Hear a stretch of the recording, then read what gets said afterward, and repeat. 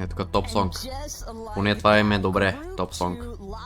Между другото, вино са контестват на Furred Frogs. Обаче виждам само един тим.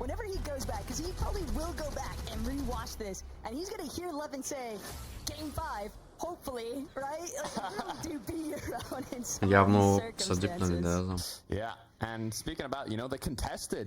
Trios, based on the drop mob going into the second group of the day, Flooded Frogs was going to be contested here in a sense that Noms, Rizoi, and Gripey are kind of on the outskirts of it, but it looks like no very quick engagement off the bat. Same cannot be said potentially for Night Shift Forest as some of our teams start rolling in here for Strokey, hoping to get a glimpse of those late flyers, but not going to get the chance just yet. Try and look for an early knock. Buildings and territory being established. Andalex just trying to get a little material he can. Knows that he's not really set for a fight just yet. Right. In trios, когато двата има на тази локация, не знам дали е много добре. The most loot, you want to claim the most advantageous position, whether it be an elevated building or just have the most rare or elemental chests. It's all about claiming that space, giving yourself that advantage to have better odds against the trio you're going up against. But when you lose a player so early on and you're put into a 2 versus 1, this just makes it that much more difficult to come out on top. Ме фрези нок, брат. О, добре. Хващат го. Две в три са. И вече е easy win за тях, maybe. Way too aggressive, jumps up, immediately gets sat down. A nice knock here for Lucia that might just really set the tone for how this fight's going to spill out. Yeah, looks like pretty quick cleanup, but issue is if you have Karma running away, you got to make that decision. You know, early game is all about time management. Is it worth it to chase down a solo if you haven't finished looting your POI? And it looks like for this trio, it definitely is. I mean, you got the turtles here that do have rare chests on them. Ранкът къпам и може ли да го почнеш? Extra loot that will be taken from them, but it looks like they might have just given up the pursuit. Can't say that it's too surprising though that they would have those initial intentions. Добре, вино, къде паднаха тогава? Breaking out here though. This time it's going to be Savari up against the likes of Clays, holding on to this tree for dear life. Where he manages to create just a little bit of space here. Water Sprite should be a nice measure too to get the shields back and plentiful for Ricky's trio, but Clay's just drawing so much attention from other opponents, and it looks like the third party is starting to rain through. Yeah, I felt danger in my spine when I saw that drone shot of all the trios. I felt danger, bro. I was like, this is not a good position to take a fight in. Back over to Lost Lake though. Already 3 eliminations on the board. This is a trio that is looking quite comfortable starting it off. You also have to remember that this is Demus's trio. They were allegedly going to be towards that pumped power position, so for them to be at Lost Lake with a handful of eliminations there, Takata, might be tough scenes for Podesai's team. Have to check in whether or not they're even still floating around. Hanging on over in Seaport City though. This is the real talk of the town here. Queasy, Swizzy, Mustache. The desk highlighted it exceptionally well before everything kicked off, but we'll get back to that thought later because Nefrizi, the action is still going. They're not done yet. They have 2 eliminations, 3 eliminations, sorry, but they want more as they pick up that 4th. Nefrizi is actually the player who has the most reboot style matches in the lobby at 83, but he's yet to secure that victory royale to qualify him to these major finals in any of those reboot style matches he's played. So се чака да бие FNCS. Еми в Европа може би вино е фейворита. Necessary whenever those thresholds did come into play if they wanted to stay above it. So important eliminations gathered so far, and Nafizi having so much experience in this style of format, maybe this could be the one where he finally manages to see things in a different light. Only time will tell, but this is just the first lobby, and it's not about how you start, it's about how you finish for these kinds of scenes. Мога контеста ли ги някой? And if we're looking at trios, Ами техния дропмап не съм го гледал. like we saw Queasy earlier, and now we have Ink Nebs and Chino here. You really got to focus on not only looting incredibly quickly, but finding that storm surge, because if you're not battling anyone, you're not getting those early game pump shots, those early game tags right off your drop. It's all about your game plan, right? Your surge route. How can you find these opportunities to get that damage? Luckily enough, if you're able to get these Oni masks, allows you to not only move around much more efficiently, but also kind of split up in terms of the angles that you want to look for those tags, whether it be on a mountain or anywhere that you know some of your opponents are going to be rotating through.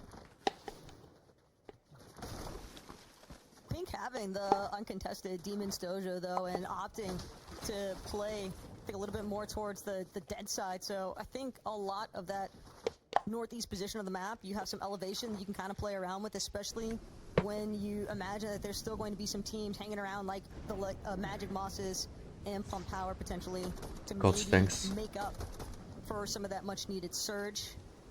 And surge still the intention here from Clement, just trying to see what he can actually gather the rest of his team before they make their way in from Flip Frogs.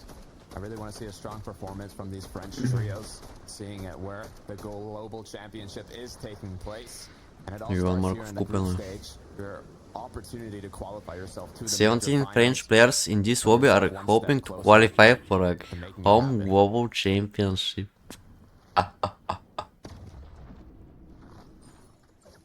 Never an easy situation to be in for any of these players, I'm sure. Sometimes the nerves can definitely have a tendency to build up, especially when you don't want to find yourself in that last chance qualifier position. But knowing that a victory royale could be your ticket in for that Major 1 Finals, Takata, we saw a lot of players really just trying to last-minute contest for height. Got some on the outskirts of the map. Batman, те го бяха туита, не помня как. Не, че се е ношъл цялата. One more time, that's just critical damage that they need for later on. Matching outfit with the name, I like to see it. As Chap Noah and Yanis are choosing more of the kind of surge base route of getting surge. You need to be not only looking for tags constantly throughout this mid game, but you also need to be farming up, because how quickly you loot and start looking for tags isn't enough time to get those capped mats you need, especially some of the more scarce materials like metal. So if you have a trio, you can even set up where both the Fraggers kind of look for tags a bit more, and this is a bit what Levin was talking about, and the IGLs will be a bit more focused on making sure your team gets as close to cap mats as possible. Also looks like that deep rotation from Pink's trio. Оставя брат, той вино в този груп стейдж ли изобщо? Не са ги показали един път. Ева. They're taking a little bit more damage than what they bargained for. Neb's going to be forced fall back momentarily. He's trying to provide the support coverage that he needs for the rest of his team. Дали аз какво смисъл ще във втори стейдж? Those resources so quickly. Gotta be careful. I mean, it is third zone. It's not going to be taking too strong yet, but the more time you spend in zone, the further away it can pull. It's okay to play dead side if you initially get a lot of damage, even some eliminations, but if you don't have any and you're just looking for those long range tags with an AR, it is a bit more risky. You might want to play even a bit closer to the congested side where these trios are rotating from, or like we can see here with Pink Nebs and Chino just staying in zone, but the clock's ticking and the pressure's on, and this is an experienced trio that knows exactly that. Nebs just kind of starting to lead the way, but still wanting to make sure that he can hold Floki and Clement, Sloxay, as long as possible. Both of these teams refusing to budge here, and for good reason. Sloxay. Те нокват един и веднага сменят камерата на най-интересното. Те Лудите. But as for the rest of that engagement, curious to see how it actually pans out. Have to expect that a 3 versus 2 though to come. Сега ще мога да се хвална ли? Обаче играят утрете. Nathan and CZB. I love seeing these two players together. As we really quickly take a look at how that knock was made from Chino. Клик си той клауна за Гранц. What if they're going to continue forwards now as we kind of swoop back into the action? It looks like they are. The aggression's going to continue as now Chino is unable to connect the pump shot. Дорите как го печат, то файт, брат. Те двама бяха на малко. Оня пикна за 200 брат, и умря. The split angle positions from how Nebs and Chino played that in the first place to get that elimination onto Sloxay, and it's only going to get worse when you have the numbers advantage. Къде го гледаш? Ами в Twitch мога го гледаш, в Fortnite. Here to be able to refarm some of these used materials. It would have been ideal if that fight could have been closed out just a little bit sooner here, Takata. There is going to be some issues I would expect for Pink's trio where they might get held Кога е ранкът къпа в 8? zone, but at the same time they can choose to just keep making deeper and deeper rotations now that they do have some confirmed surge damage. Yeah, for Clement on the other hand though, it's gonna be a rough one. Not only has to wait to try and get his duo back in the game, but gonna be low on surge, low on loot, low on mats. It's gonna be a difficult battle to come back on. As we take a look at Merstash, Queasy, and Swizzy at their drop spot here is Seaport. Now though, there are more trios around. One full trio. Hellfire's team kind of got Janice breathing down their backs in the distance. I would almost say that he might have even got a little bit of an audio cue for us to what's going on in Seaport City. A little bit. То в ENA обаче пък дали ще е интересно, то не знам кой играят. Still trying to utilize these buildings, get that optimal high ground advantage. They could see the surge bases as well, but if there's any team that knows how to take these calculated rotations, calculated measures, it's always going to be a trio that's got Queasy in it. Oh yeah. Goat IGL. От 12 до 3. Не е зле. Значи. In the high ground later during this match, but what you can also see happening in these set lobbies in the group stage is these players, especially the veterans, have studied who's dropping in the surrounding area and how they tend to rotate. So in these situations, they can, afford staying in zone potentially to cut some of these trios off and try and look for some tags that way. But it is fourth zone.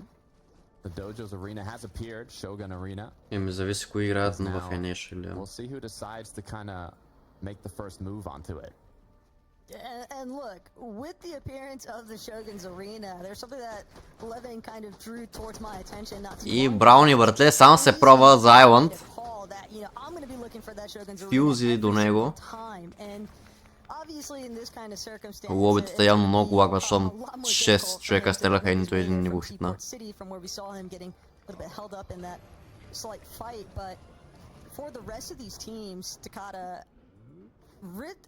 Island can be such a strong position, especially depending on how the zone pulls towards it. But we have seen a couple of circumstances where teams, they've had issues with that medallion, for example, dropping. Depending on the timing sequence surrounding that. Yeah, I mean, quick note to any players competing: make sure you don't finish eliminating the island, as his medallion could fall right down into the hands of another player. You gotta make sure to eliminate him when he's on a nice secure position, center island ideally.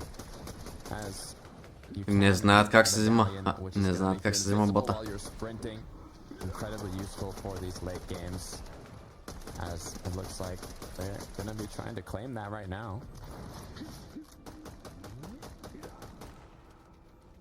Gotta imagine that it's difficult for another 200 бъв няма да им стигне за другите зони. Brownie's team to actually leave the Shogun's Arena territory. And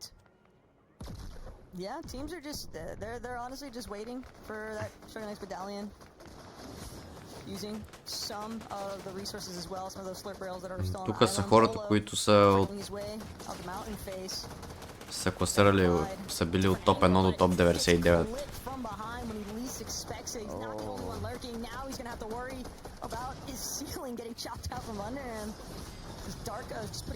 Даркос му вленаха с мечовете, бат.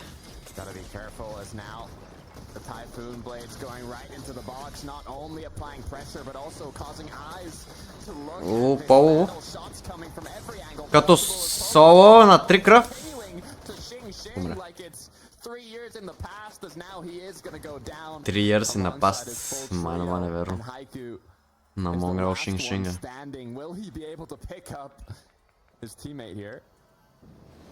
Ето, че ги кинаха. И аз се викам, как така никой не ги кина, обаче ги бие сърч. 2 в 2. Тук не е 2 в 3 всъщност. Другия беше по-лейт. Има шанс да го кошнат 2 в 3-то. Даже може и да реснат него. Става 3 в 3. 6 на бъвка са мега чилте, обаче нямат много шилд. Ето, влиза на едно е. Ако му някой му едитни, не, ще умре от... Умря с 2 в 3 са в момента. Фюзи с 240 бело. Взеха Айланда, обаче видяха 200 бъ, станаха 250 бело.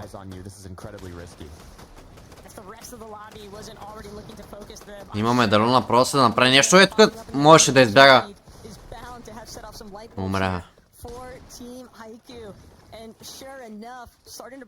Тук то тим не знам как почна, братле.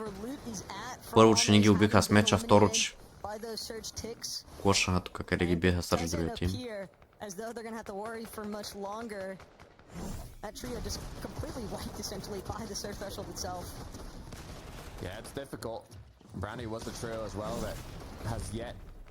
To make it to an FNCS finals, and you can see the struggle in these top tier lobbies, even if you're able to be the first one to Shogun's arena.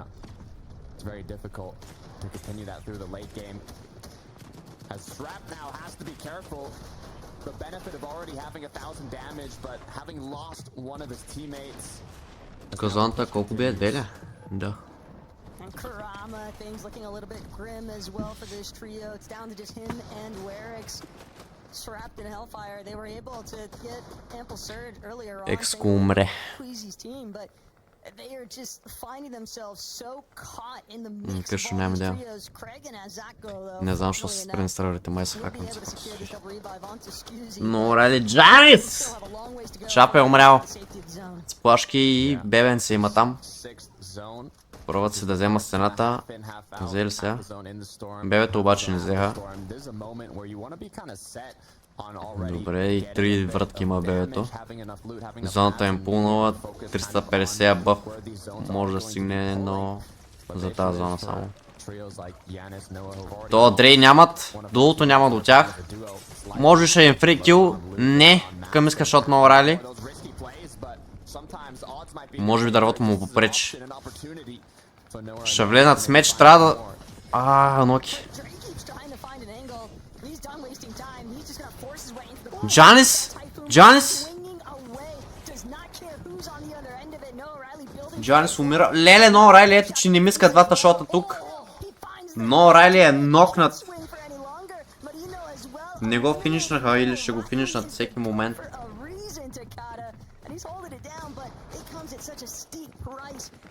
Шит, някакво трио.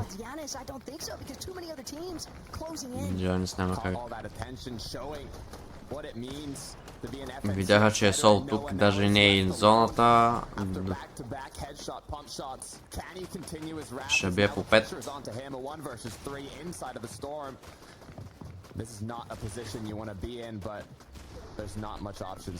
Но Рали умира. О, то лит на този е дет. Айде. Но Райли май намери хилове. От Джанис да, намерил е някакви, обаче плува му зона, обаче 30 секунди няма как да оцелее тук. И Януки.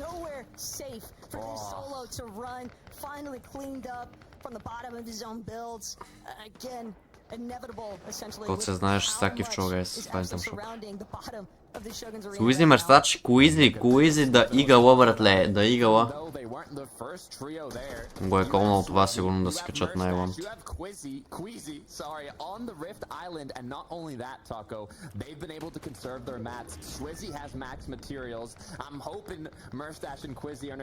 Кинг Кринч долу.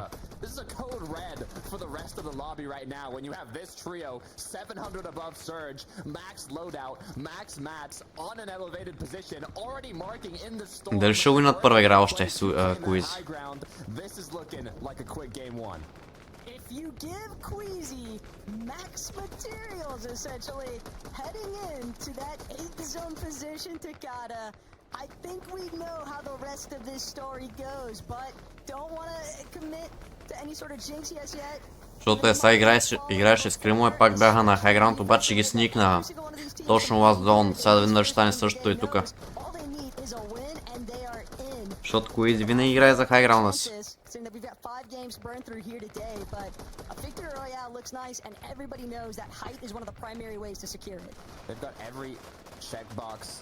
Crossed off. I mean, they've got mats, they've got positioning, they've got loot, they've got damage, they have everything, even time to plan the next rotate, which is exactly what Volko's going to do here. You see there's just 2 seconds left until next zone appears, so this is the time Хубава на маунти, to но look around and see what's going to be the best rotate. Интересно е Коизи какво ще направят. By the time that zone pulls, so you can act quicker than your opponents, and it looks like they might have just found a solo down below in the mud. Unfortunately for Noms, Storm Surge is also ticking. We're really just getting a indirect view of Номс им се даде. He's not even getting a chance to try and TP up for Strokey. Immediately want to shut that down, but that is a nice siphon material circumstance for Strokey's trio. Now, what can they do next with it? Because having dropped, forfeited a little bit of height, Strokey at least has that Void Oni, so might have a slightly easier time, but again, knowing that it's Queasy's team of all trios controlling that Shogun's arena, тук е интересен ротейта на планета. Коизи, да. Ето го хайграна от Коизи. Нейтън е под тях.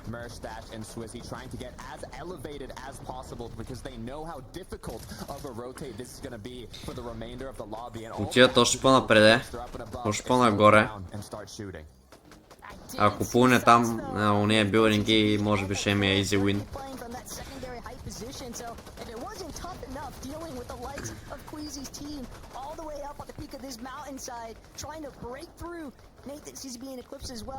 Играе с SMG, интересно. Не играе с МК.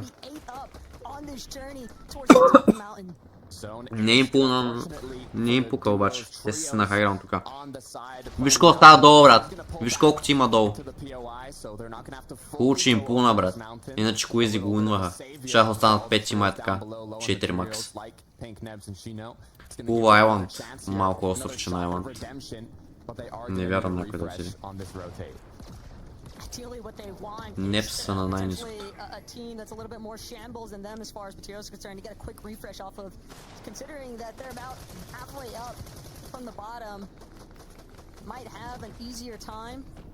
Trying to seek out that refresh than some others. Maybe some loot goodies from Queasy's team that they might drop, but all the way down at the bottom of this mountain face already, things are just continuing to pile up, become even more and more congested. Махат се към хая.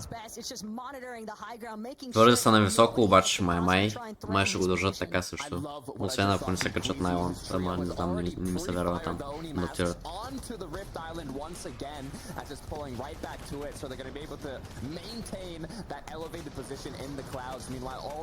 Добра помпа в Астроки. Добър нок, другия на едно и той. Найс, още един нок.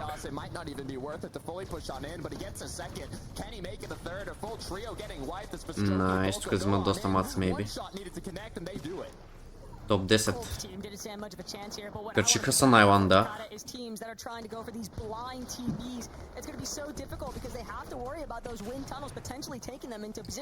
Пак пува кай на планината, май. Май ще го уинват. 9 има, 24 човека лев.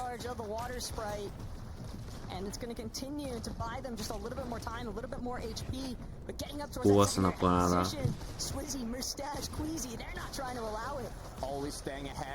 Добре име тук, добре име.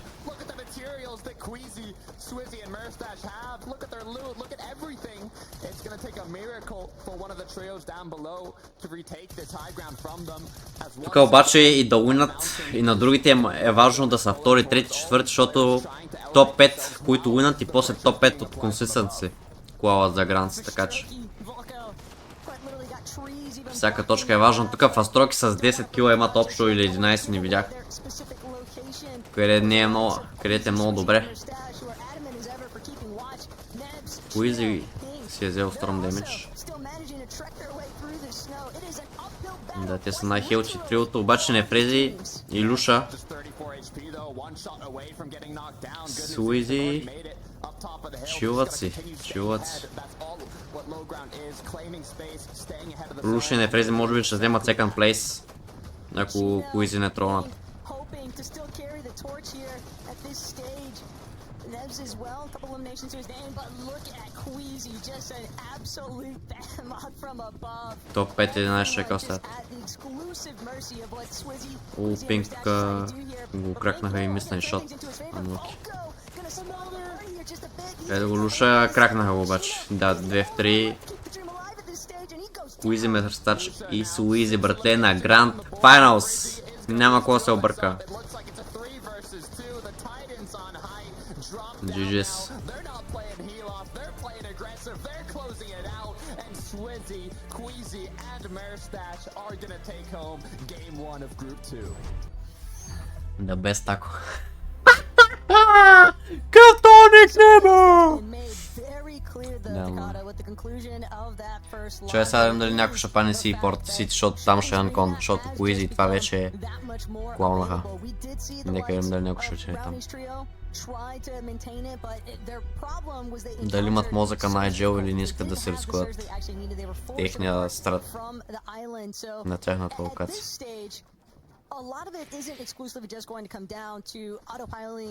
Отваря мапа! Мапа отваря, какво ми показваш тия анкон, бе?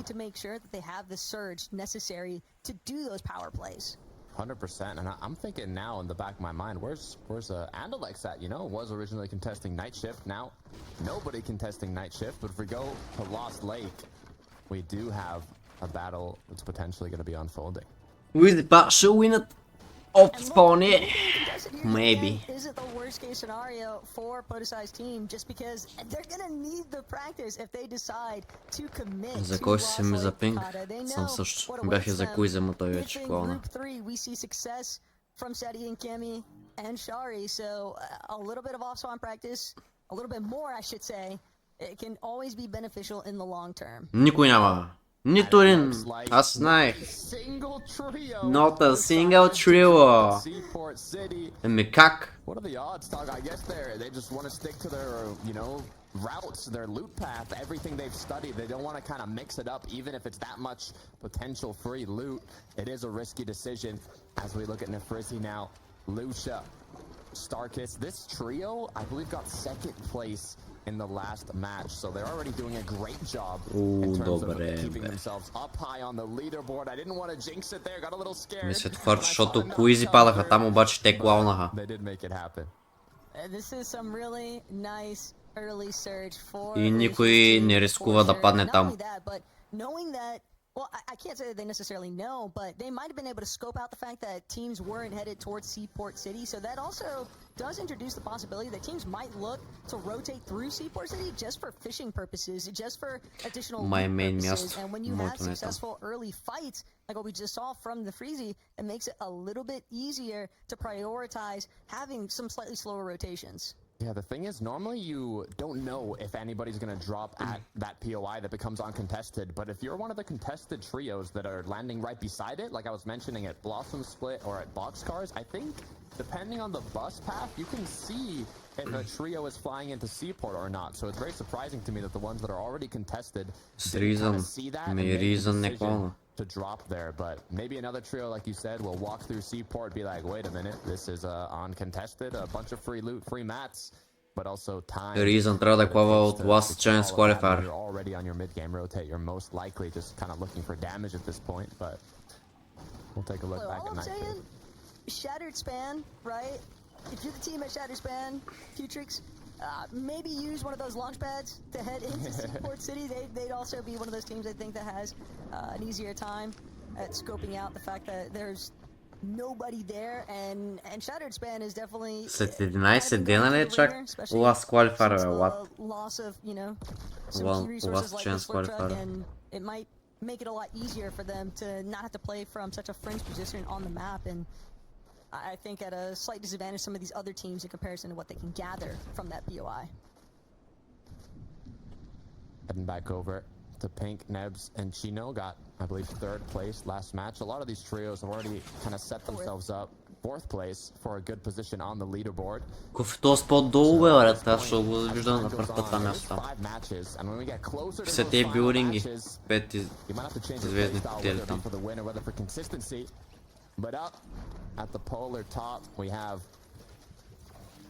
Аре, Пол умря, брат, Пол. Пол старото дуло на Питърбот. Бре, той не е ли в NA? В NA, бе. NA там. Това е някакъв фейкър.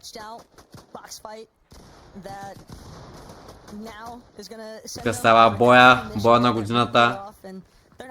Лименката на малко.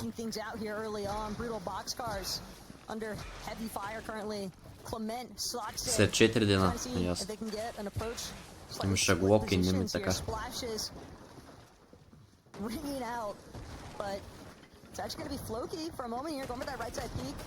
Instead, trying to just make sure you can take this wall. Unity, though, gonna charge right through. Could have been some serious problems there for Floki. Had not been able to back off for a moment, but Sloxe has found a slight opening. A little bit of pressure applied. And it's just the triple threat, essentially, that Floki and her team is trying to... Флоки, какво правиш, Флоки? Да не си мене, бе!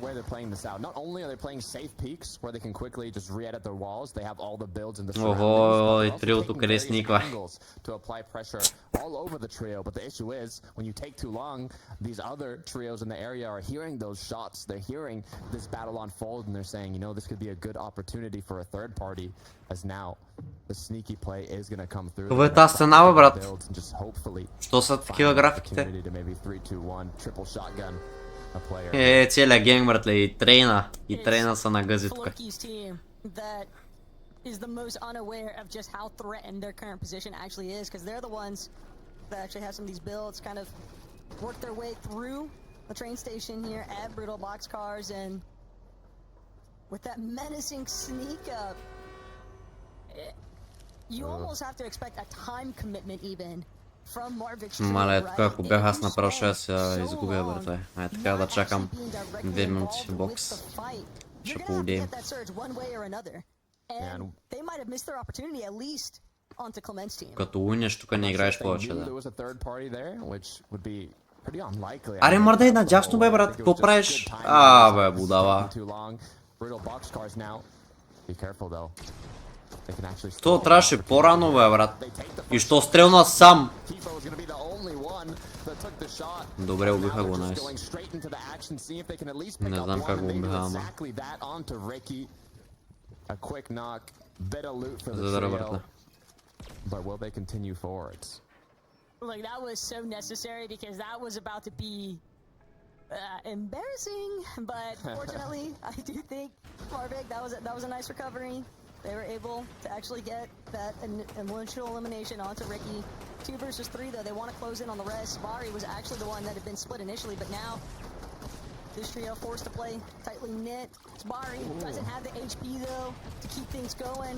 That's going to be the secondary confirmation here for Kifo, and that is a promising look, as now it's only a singular member left over from Bari's team to try and hold things tight. Whether or not they can actually even make a play for those reboot cards is another question, because right now it's all about getting out of dodge. Yeah, I believe that singular player too is kind of sandwiched now between two separate. Как да влезеш в Fortnite? Еми от PlayStation не дава още не. Нейтънката на няколко сенурка са бокснали.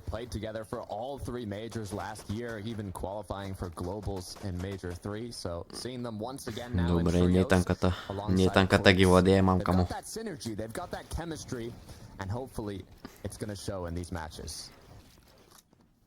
We also saw them as one of the teams that were taking early notice of that height position, right? They were just a little bit slower to try and beat out Queasy, Murstache, and Swizzy for that mountain play Takata, but clearly a team that has actually maneuver themselves into those. С Swizzy и Акирар, където за първ път го чуем Акирар. The rest of these lobbies continue to unfold for that team, especially again given the fact Nathan, he's out here trying to help represent Controller Nation. Podesai in a squeeze though. little bit of problems here. Might have been caught up while trying to go for a fishing play. Really want to see that trio qualify, representing gentle mates. Just thinking of seeing them at the Global Championship in France, being on a French organization, all the fans. На Нейтан Хелта му е интересен долу. We'll see if they are able to do it in this second group as we look back at Nathan Eclipse and CZB. A reminder of kind of how the meta has been played out this season. Не са кап мац, ма то тук откъде да направиш металови момента, откъде да направиш. Now it's all about fishing, getting those shield fish. You don't have to fish in a fishing hole. It could be any open body of water and you can Тия здраволи бяха направили та база и никой не ги спи. after looking for tags in this mid game. So that's why you see a lot of these players with fishing rods, but as we get closer and closer to that fourth zone, where Rift Island will once again appear. We talked about it earlier, Taco. Queasy, Swizzy, and Merstash didn't even take it right off the bat. There was multiple trios that kind of fought for it, and in the end, they were just the last ones there, using it more of kind of like a rotation tool versus, you know, getting the loot from the Shogun boss and getting anything else, even position for tags early on. But it still worked out very well for them. So we'll see if this time around another trio takes it. Yeah, it's a perfect example of you don't necessarily have to be that initial team to claim medallion to still get a lot of the benefits that are presented by that Shogun's Arena positioning.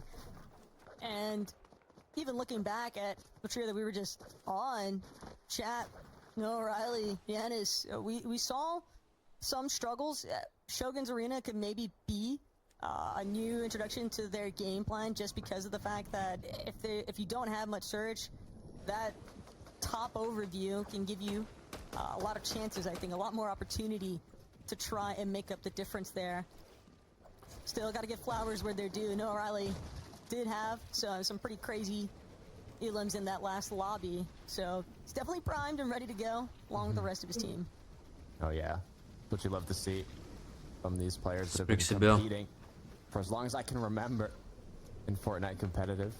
Scrap, Skrill, Hellfire now very elevated here. They don't have a single elimination, but they do have a good position to kind of look for those tags.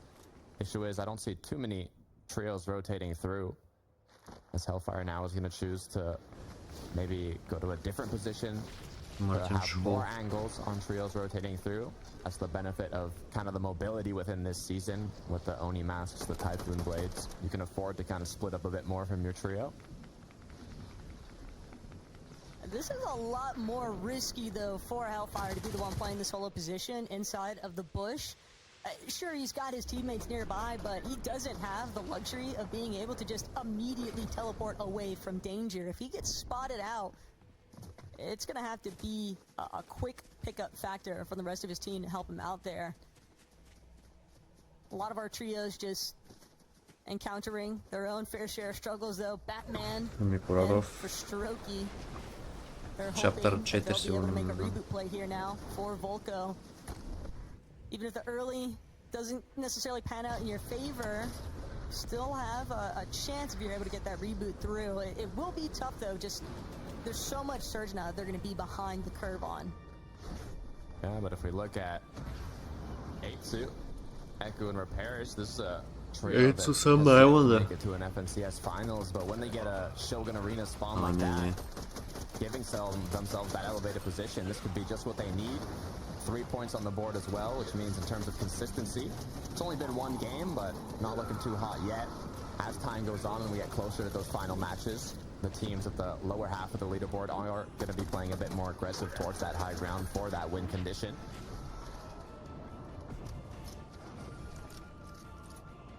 So far, so good as well for Echo's team. Doesn't appear as if anybody is going to make a Пушам да без zero build player, пак имам повече earnings на build май. Think that it's very common for us to see teams look to directly challenge. Maybe if they can get a nice beam from below, or if they feel like they're going to be able to take a more advantageous shot, but I think that that's going to fizzle out for the time being. It's just going to be Echo's team claiming that Shogun X medallion. Magic Mosses, though, right on the outskirts Непс, какво правиш? Това е SMG, Непс. Trying to replicate some of that lobby на Трил Пик. But that was kind of disastrous for Nebs. Punished for that peek just Март now. се видях, да. Yeah, be careful when you got a full trio in the bush looking at you. It's a risky peek to take. Some trios rotating in from Storm. It's a safer option now to look at that. A triple spray attempt onto Clement, Floki, and Sluxay though. Once again from that trio in the bush, being a bit of a nuisance now for both teams in this build. It's teams that are a little bit south and north of both these trios positions though that are bound to be taking notice of the box fight that's currently engaging, and sure enough, they're all forced to shift their direction towards some of those teams that were rotating just a little bit sooner than them. They don't want to find themselves getting held. They want to make sure that those teams are going to be at least a little bit hit, a little bit prioritized with trying to recover their own shield, so they won't get chances to actually keep looking for tags onto Floki or Pink's trios. Right. What I like about trios versus duos is kind of the options you have for those tags, whether it be triple shotgunning into triple spray, pre-edits. You have a lot of these options that have kind of higher chances to actually get those tags, even if it's against a trio that's, boxed up in a base or wherever they may be. So if you're really able to kind of have that synergy with your trio, make sure communications on lock, then you can kind of create those opportunities for yourself. As we look at a replay.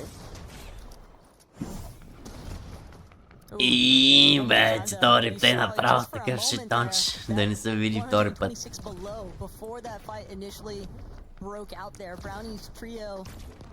Clearly still encountering a decent bit of struggle in terms of maintaining a nice search threshold here. That is part of the issue introduced though when it comes to these set lobby type of performances, Takata. Everybody knows just how much more difficult acquiring Surge actually becomes. Everybody's head kind of on a swivel here now, as Chino looks like they lost Pink along the way, and not only that, but they are currently under... Pink, какво правиш, Пink? Ей, Мишко! Как си умрял, бе? Не стига, че и било ми умрял мойката. Kind of gave them a slight hiccup in that first lobby, engaging with them yet again. Deja vu back in the storm. Once again, battling it out. Looks like Nebs with the use of the Oni Mask is going to continue on forwards here, even though it is a 3 versus 2. They're still confident to at least get a bit of damage, as they are making their way towards the zone as they continue to apply pressure. But if Clement, Floki, and Sluxay stop here, it's going to force them to do the same and either get in or create an opening. Also appeared like PKR's team might be able to even cause a bit of a sandwich situation here. Chino and Navs must really trust the amount of healing that they have available. Few water sprite charges as well as splashes, but they want even more than that. They want revenge for having lost Pink in the first place. Clement what? From Nebs, but instead it's going to be Nebs immediately trying to charge on Sluxay. France holds strong. Big difference. Currently, Floki, Clement, and Sluxay are going to fully wipe Pink's trio, and that is definitely going to be a bit of a thorn in the side there. I wonder how scared they were for Surge. There was 75 players up. It's 74 for that zone needed for Storm Surge to no longer be active. Just one player needed to get eliminated, but Storm Surge did get active. They went all in, and it did not go in Pink or Chino's favor. Game 3, hopefully will be a little bit brighter for them. Doesn't even look like it was a long-lived success there either. That elimination onto the Strokey. Particle, Kirer, and Nako doing what they can to Takata. Wow. Try and TP their way through this. I'm liking how this trio has been performing, actually. They got into the late game. I believe they were one of maybe even top 5 in game 1. I mean, in group 1, we had a Spanish trio take home the VR in the first match, and now they're looking quite stacked enough, I'd say, to have another solid performance in this late game. So in terms of consistency, they definitely have put themselves in a spot to do well. Мара, то Джанс както беше добре на хай, нещо стана. За 200 изпуснах. Yes. Trying to build up as high as possible, hoping that he's gonna have the likes of chat to come through, help save him. But Abdallah not willing to give up that chase anytime soon. Zako as well from afar in the secondary surge base. Chap just trying to apply pressure where he can, but these teams all getting stuck inside of the same perimeter. Yeah, gotta be careful. Chap went full protection there. Placing hard mats, covering his team, making sure they have a bit of time to recuperate that shield that they lost, but they're gonna end up using a water sprite here to get Yanis back in action. As now the issue is they're only 86 above Surge and the clock is ticking, the numbers are going down as Nefrizzi is one of the culprits here doing more damage to his opponents.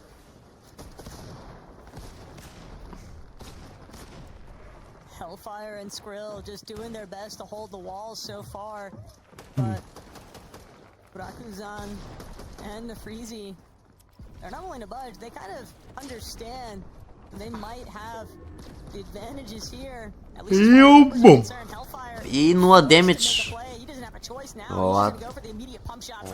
No success, fully escaping thanks to those void owning teleportations coming through. And Hellfire, he might have 3 medkits, Takata, but until he finds a tag, they're not going to be of any good to him. Yeah, there's one of the most dangerous zones for Storm Surge. It needs to get to 40 players for it to disappear, and there's still 55 up. So Hellfire, Skrill will have to 60 бело, братле. miracle here in terms of damage. Just 50. И вече им набиха 200 демидж. With still so many players up, all they have are medkits, no shields, so it's pure aggression. And big shots needed to connect here.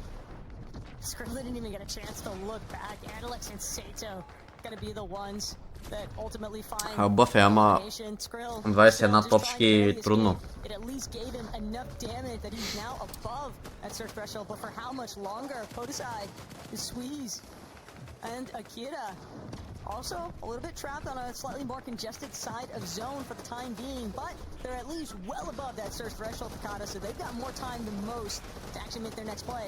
And it's just gonna be a chop out instead. They're taking out the floor from Scout. О, добър. Looking for a triple spray down, try and drop an opponent in the box. Добър фейс, обаче беше сам. Мокнаха единя. Добър гриф им направи обаче. Да. Такъв гриф направи, че направо...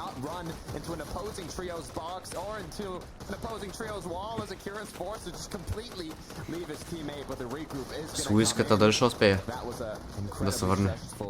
Ко правиш, да, огради са малко, бе. Айде и него я пукна. Какво да сай, какво направи той, бе, брат? Какво е това създание?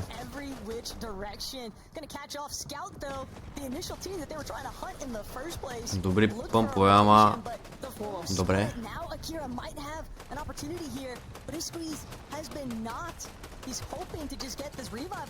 Целият гъс наскина виждаме. Успя да го уресне. Дабл и урес. Не знам как го уресна, но... Поне ще кочнат 33 точки.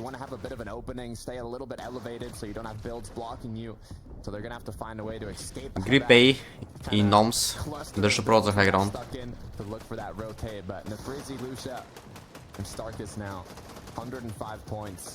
Луша на лоуграунд. Second place Team Money. 105 точки, ако е сега направят още един second place са директен клоу за Грантс. Обаче тук... Добре. Грипей и Номс. И третия ние му виждаме името.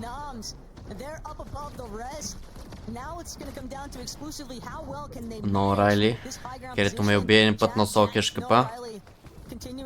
По един вързан начин е тук. Правят добра игра, maybe 21 билда, обаче за чап. Не е много добре. Грипей, грипей, грипей! Гребе на хайграунда за 20 хелт остава. Изгребаха го на хай. Обаче го държат яката все още. 59 маски тук, обаче на дърво 24 билда за Номс. Не е добре, Грипей ни видяхме колко има, миите нямат много, 30 билда, 90 общо, остават 3 зони, може би няма да стигне, обаче имаме хайрат мац от Грипей тук. Остават си маски. Топ 14. Който уине тази игра отива на Grand Finals. Ми ще им трябва рефреш ми. Трябва да убият някой мидиар. Добре бе, тук добре ги чистят бе, лушата. Топ 11 обаче зоната не е в тяхно положение. Добри маски, тази маска как мина, помаги. 20 лайт остава той, даже и фол демидж или музей, не знам. Оп, живей. Това игра да го държим все още. Имахме 80 билда, не знам как все още са там. Грипи продължава да се развихра. Суи с 2 билда. Добре. Добре, клъчват с реса. Добър демидж тук, няма Storm Surge. 0 билда за Суис. Тук го видяха, чуха. Едитват му, няма спринт. Накосам да вземе и кил и плейсмент 4.5 даже. Не успя. Луша с 129 точки, още малко и са Grand Finals. Maybe. Топ 10, 20 човека остават.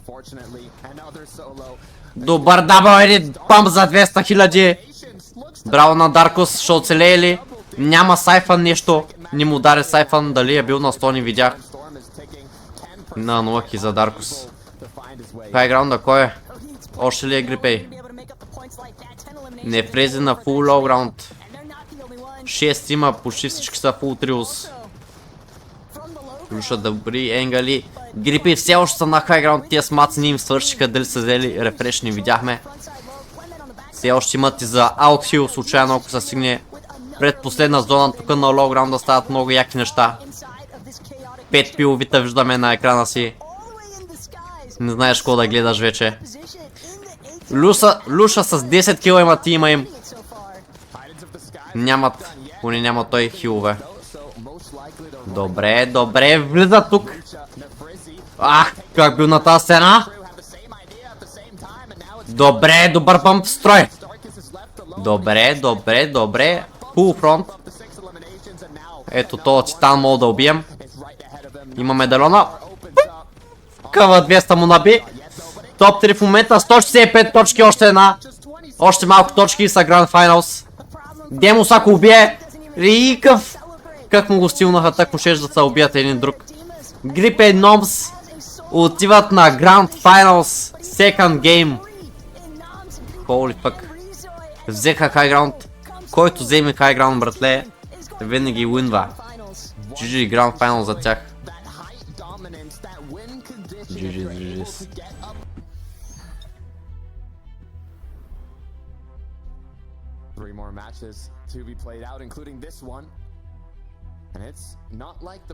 Seaport, дали ще падат някакви? Imagine double con on Seaport, bro. Triple con? Не, един кон е само май. Не, double con е май.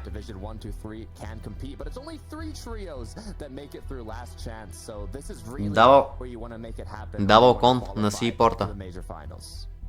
But hey, Rizoi is a perfect example that you don't necessarily have to be a veteran at these reboot style games in order to find your own level of success and Грипей, къде падаха?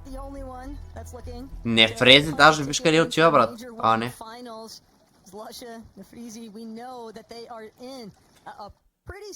Викам, ще не фризи направо, отива да пада друга локация да взимат повече лук. Два рандом тима се конват тука. In this kind of format.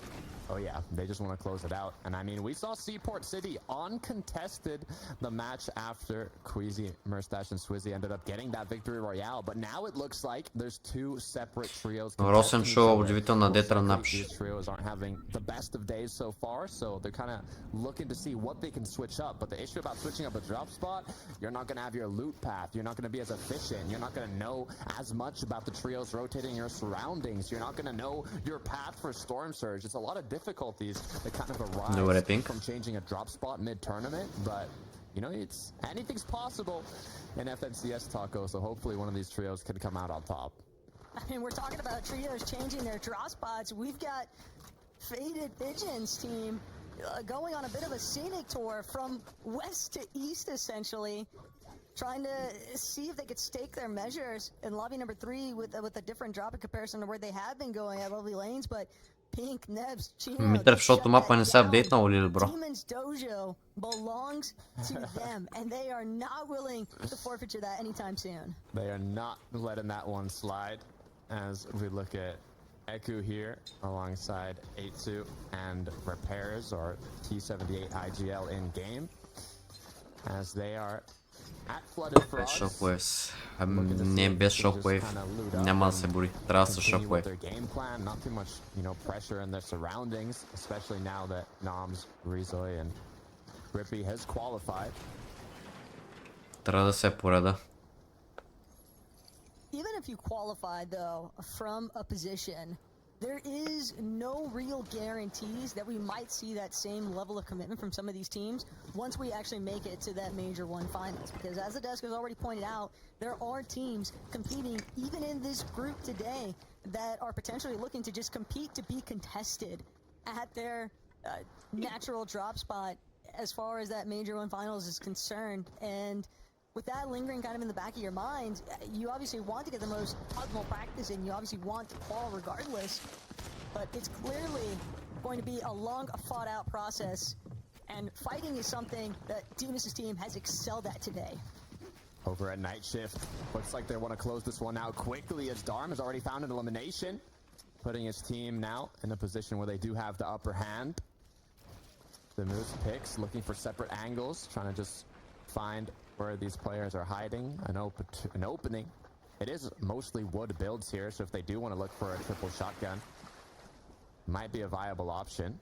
На Мистер Сайж групата е сакната. And the duo's up above, so Ма сега не мога да ти кажа кои са I'm точно. not sure what their game plan is going to be here. Easy gonna drop for a moment just to pick up some of that leftover material from his teammate, but pick the battle. He might not be able to close out here. In fact, it's going to be Darm that's actually going to ensure that this goes in their favor. Easy put down immediately. No chance of escaping here. And that's a clean trio finish that this team desperately needed because already another team rolling up on Darm's position. Не, ами може би да. Yeah, that's the issue in trios when you hear those shots go off. It's kind of openings for other trios to say, hey, I want to join the party. You know, where's my invite? As we take a look at Clement, Floki, and Slogze heading over towards the Flooded Frogs. I wonder if this is due to them knowing now it's most likely just going to be a solo trio around here and might open an option for kind of like a soft engagement, not a full commit for eliminations, but more one where they just kind of look for tags and damage. Like the intent here, though, from Floki's team. Obviously, you want to get your pickings while they're good. And with this kind of, you know, late scrolling to where Flooded Frogs is actually taking place for a battle, they're going to be able to take out some of these players that are trying to teleport away. Eku going to lose about half his shield in the process here. Split as well from the rest of his team. And that could be the real issue that he encounters currently. Clement also going to make sure to build up above on top of these rooftops here at Flooded Frogs. Just really good leverage against these two other teams. That's just kind of a cutoff. It's preventing anybody from actually escaping Flooded Frogs.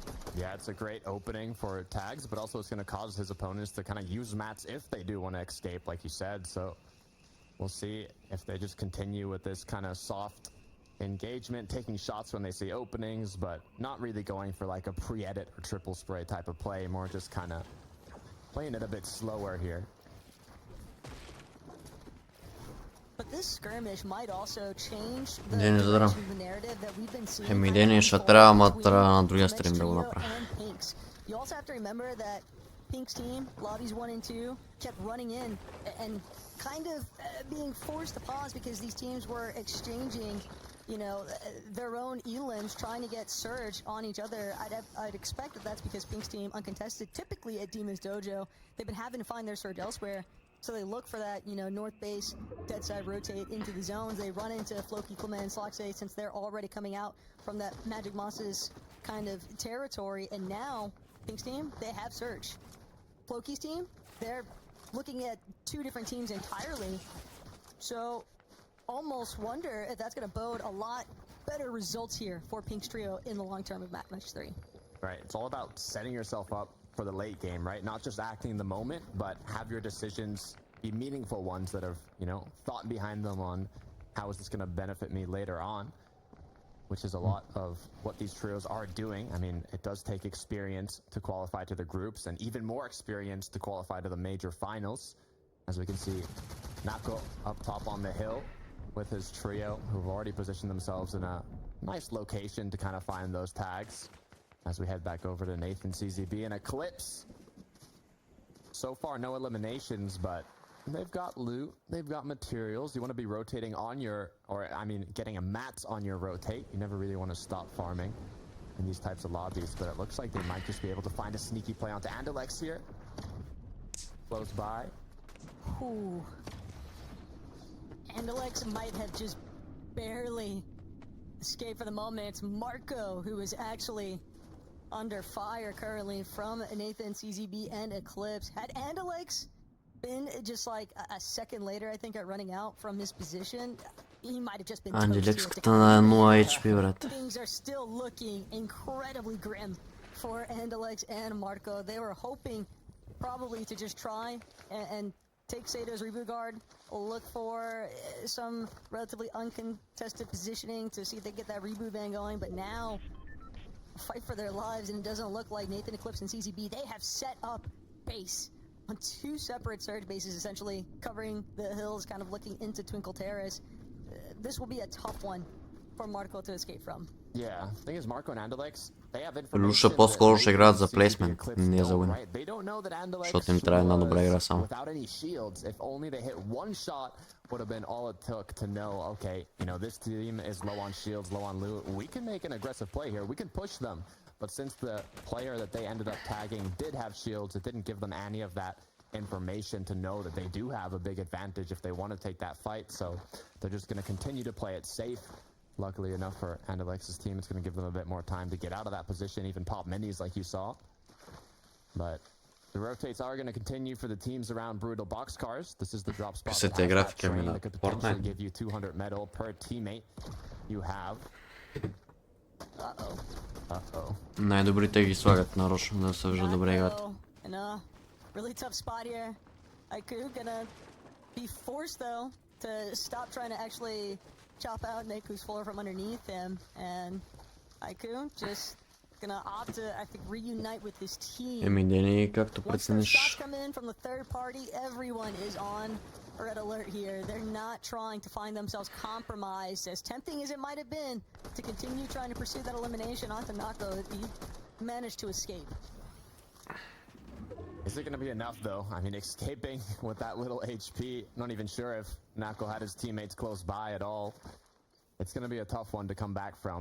We'll have to see if we end up seeing them later on, how they were able to even do that. But so far, Futrix here on a sliver of HP.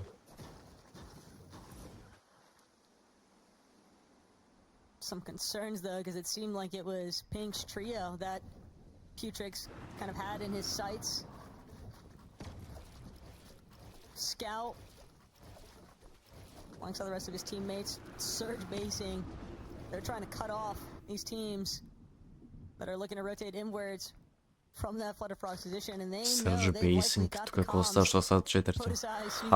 directly underneath them, and they're not the only ones. 2 separate trios that they've got a pretty prime viewpoint over. Yeah, I don't know how I feel about this one. You got a full trio in a bush. Got one boxed up, another one up top on a surge base. What's going to end up happening here? I'm trying to think myself. I mean, zone's going to close 30 seconds. Most likely not going to close onto them. It could happen, but in terms of odds, probably won't. Meaning one of them is going to move out. And as they're rotating, the surge base team is looking for tags, and the bush team is just kind of relaxing, dozing off. As now they decide, okay, let's make a move. Good natural coverage, and they're going to add to the pressure that Squeeze was already feeling from that team inside the surge base. They hold their shots for a moment longer. It seems like they're either trying to line up a nice 3-2-1, or Takata, they just want to remain as unscathed as possible because they have fairly limited shield resources right now, and they don't want to burn them all, drawing the attention from that team in the Surge Tower. Yeah, good news about rotating behind a team is you can reuse their builds. Bad news is if they turn around and try and hold you when they're in the zone and you're not, it's going to cause you to lose those builds probably. As we now reach 4th zone, Rift Island, Shogun's Arena is going to appear. As it looks like it's going to be Skrill, Hellfire, and Scrap. They're going to be the trio closest to it, kind of claiming that initial position. In the last game, we didn't see it used that much in the final moving zones. It pulled further away, but if it ends up closing close to the Rift Island, we could kind of see a similar match to what Queasy, Swizzy, and Murstache ended up Хил фарката с 21 точки върти. Hellfire might need a few more builds though for trying to take that Queasy approach. То с къде падна, бе? То спадна от острова си. Дебелака няма сили. Не държи.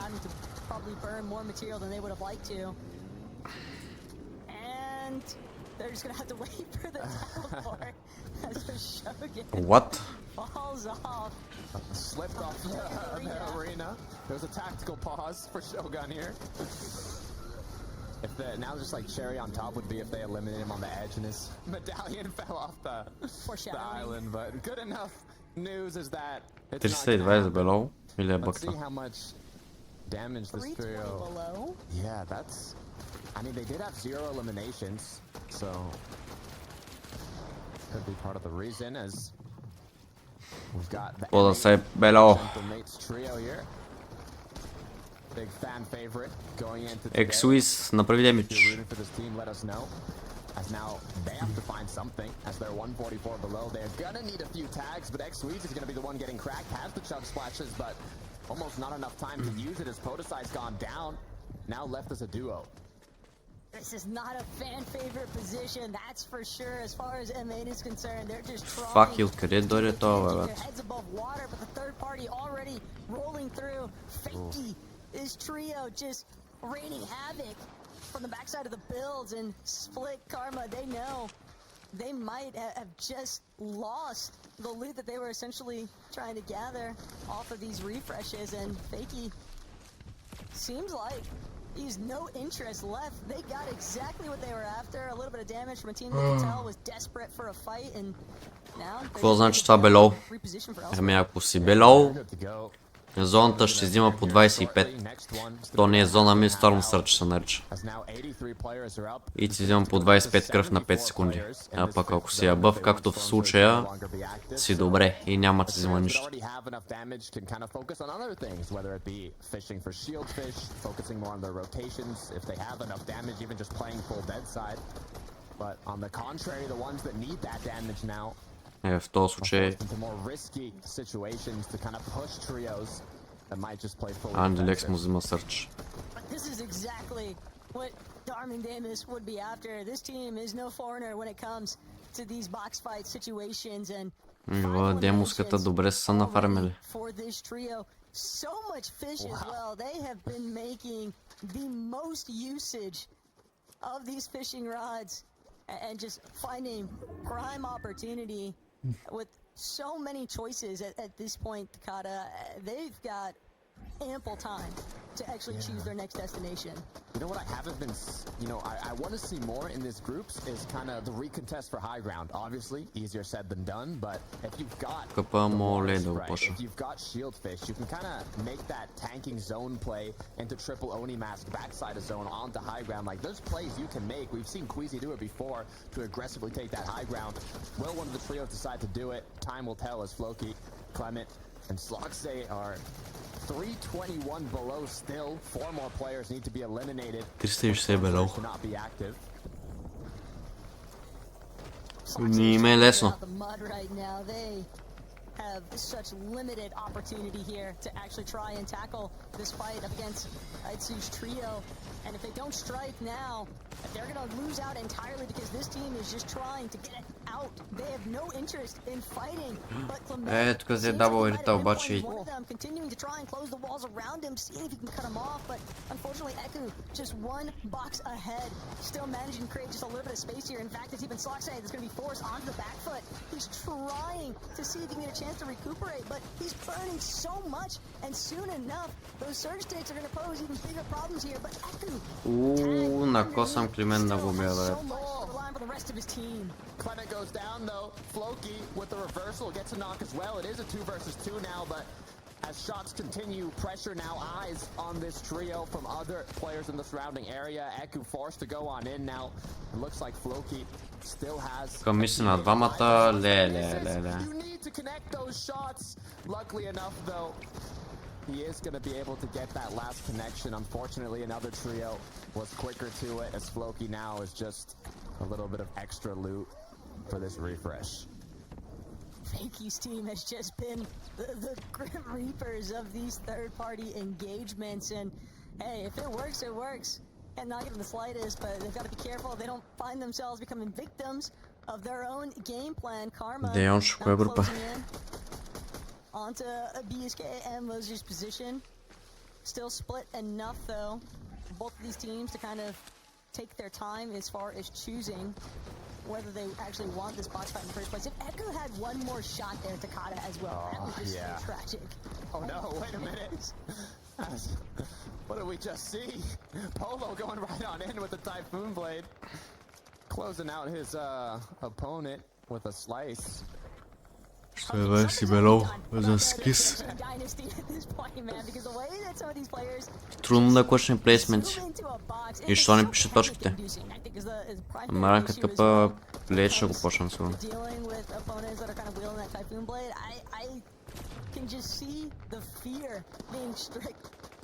Within some of these players' hearts as they're trying to escape, but Pink, Nebs, Chino, Surge Base up above the rest of the lobby. Down below, bottom of Lost Lake here, Skies might just find himself getting completely pushed out from the box that he's currently in. Скиза на лоу. Почна тук с шут, да оцелее, ама.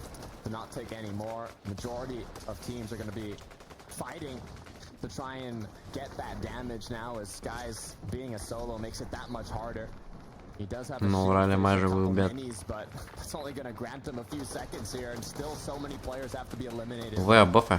His options are running out. Дали ще кошнем 3 точки, е така. Even with him sitting 98 above inside of a cone here at Takada, he still needs an elimination. That siphon could be the difference maker between another placement or two. But if he can also remain hidden, that could also make up for the difference there. Polo. Оп, фейк Polo убива някакъв. Даркето. Добре, не са долу, Пинк е отдолу, добре. Успокой се. Charging through with the Typhoon Blade like that. Looking at height though, we do have Chino and Pink now. Could this be their match? It is 7th zone. Next one will be kind of our first end game zone per se. As if they're able to position themselves well enough, they should be the first trio to kind of get there. You can see they already have their Oni masks pre-placed just in case they end up getting chopped down for safety. So got that kind of plan B ready, but so far they have the best position in this lobby. Oh, добър демидж. И мило. Скайс не успя да вземе плейсмент. Jen is no O'Reilly though. They're another one of our trios that's kind of caught inside of these lower layers. And if Pink, Nebs, and Cheetah are doing their job, like I'm sure they are, it's going to be a very tough rotation because they have so much 27 above. to just see where these masks are actually leading to and just continue to apply pressure, continue to tag some of these teams. Chat going to recognize the fact that the high ground team now trying to rotate. This could be an opportunity to move, but they need damage first. За 5 бело, брате, ги бие да стърч. Добре, above са малко. That's the issue. Ideally, you want to be ahead of zone, but when you're low on surge, you need to open up more options to find those tags. And one of the ways to do so is just wait for all these trios to start rotating in and look for shots onto them. But now the difficult part is getting yourself into zone without landing on another trio and also kind of being able to stay ahead of it. But it looks like they're going to go for a triple Oni. Will it pay off? Think лявата част. Looks like it will. Си би майже вземат хайграунд. Nathan. Nathan, CZB, and Eclipse. Those are two teams that are really looking to try and come into your height at this stage. Naku, hardcore, they're also not trying to let this one slip through their fingers by any means. Just doing what they can to create space here. Ultimate low ground. Tarping as best they can, but those materials running so incredibly thin so early on. Yeah, it's the difficult part. It's really hard to take height if you don't have the materials. 16 тима. Оп, тук Фриди. Да. Един път ухна. Ала, той е умрал сърш май или? Не от зона май умрал някой. Тук то приедит. Не са прави така приедит вече, братле, назад с метата. Какъв то приедит като умник. Кринч е на 0. Еклипс, Нейтън, CZB взимат хайграунд. Дали ще успеят да го задържат. 60 бъл за Демос, те са 162 точки и са almost close за Grand Finals с тази игра. Пастроки умира. 6 кила са, не 5. Добре. Чилингс. Дали ще е 3 от 3 за хайграунда, хората, които взимат хайграунд. Oh yeah, might have been a misplaced Oni mask from Festroki that caused them to get picked off, but now it's all about Nathan and Eclipse holding on, applying any trio that looks like they might want to overthrow them. In the meantime, though, we do have trios also deciding I don't even want to go for high. I just want to play consistent. Шап обаче за коса хвърли така и той не знае.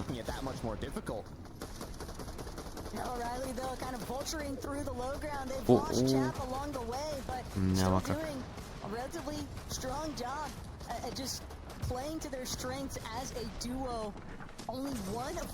Тук мина покрай тях на 1 HP. Топ 9. Добър демидж, ако вземе в кила.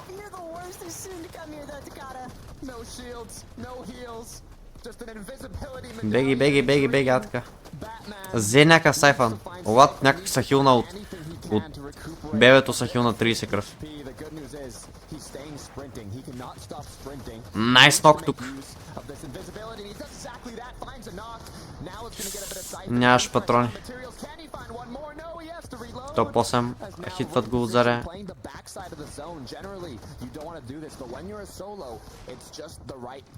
Добре, живее още някак си.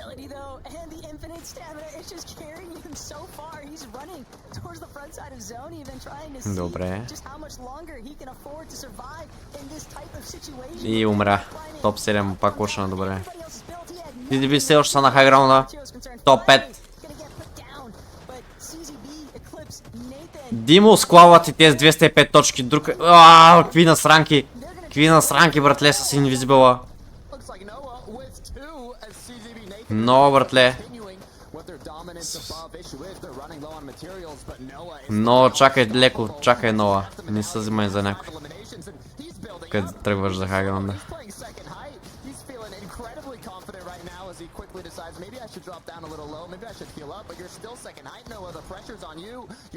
Топ 4. CZB няма как да го лузнат, обаче Факи и триото му. И те изглеждат добре. Оп, изтърва се от хайграунда CZB-то. Или просто про за кил. Но Райли, ако ги грифне. Добър гриф от Но Райли. Направо ги насра. Вей, няма да спечелят те. Факи може би ще уинат. Но Райли ги насират тука. Вей, какво става? 3 в 3. Факи обаче не. Нейтън, Еклипс. Май ще го уинат. 9 кила уин от тях.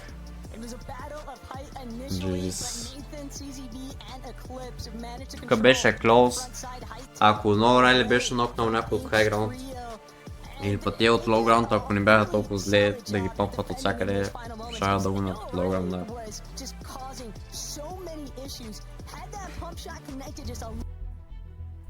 На стрим да го миниш без едно умиране, та ще е харта свъка, ама ще не е impossible.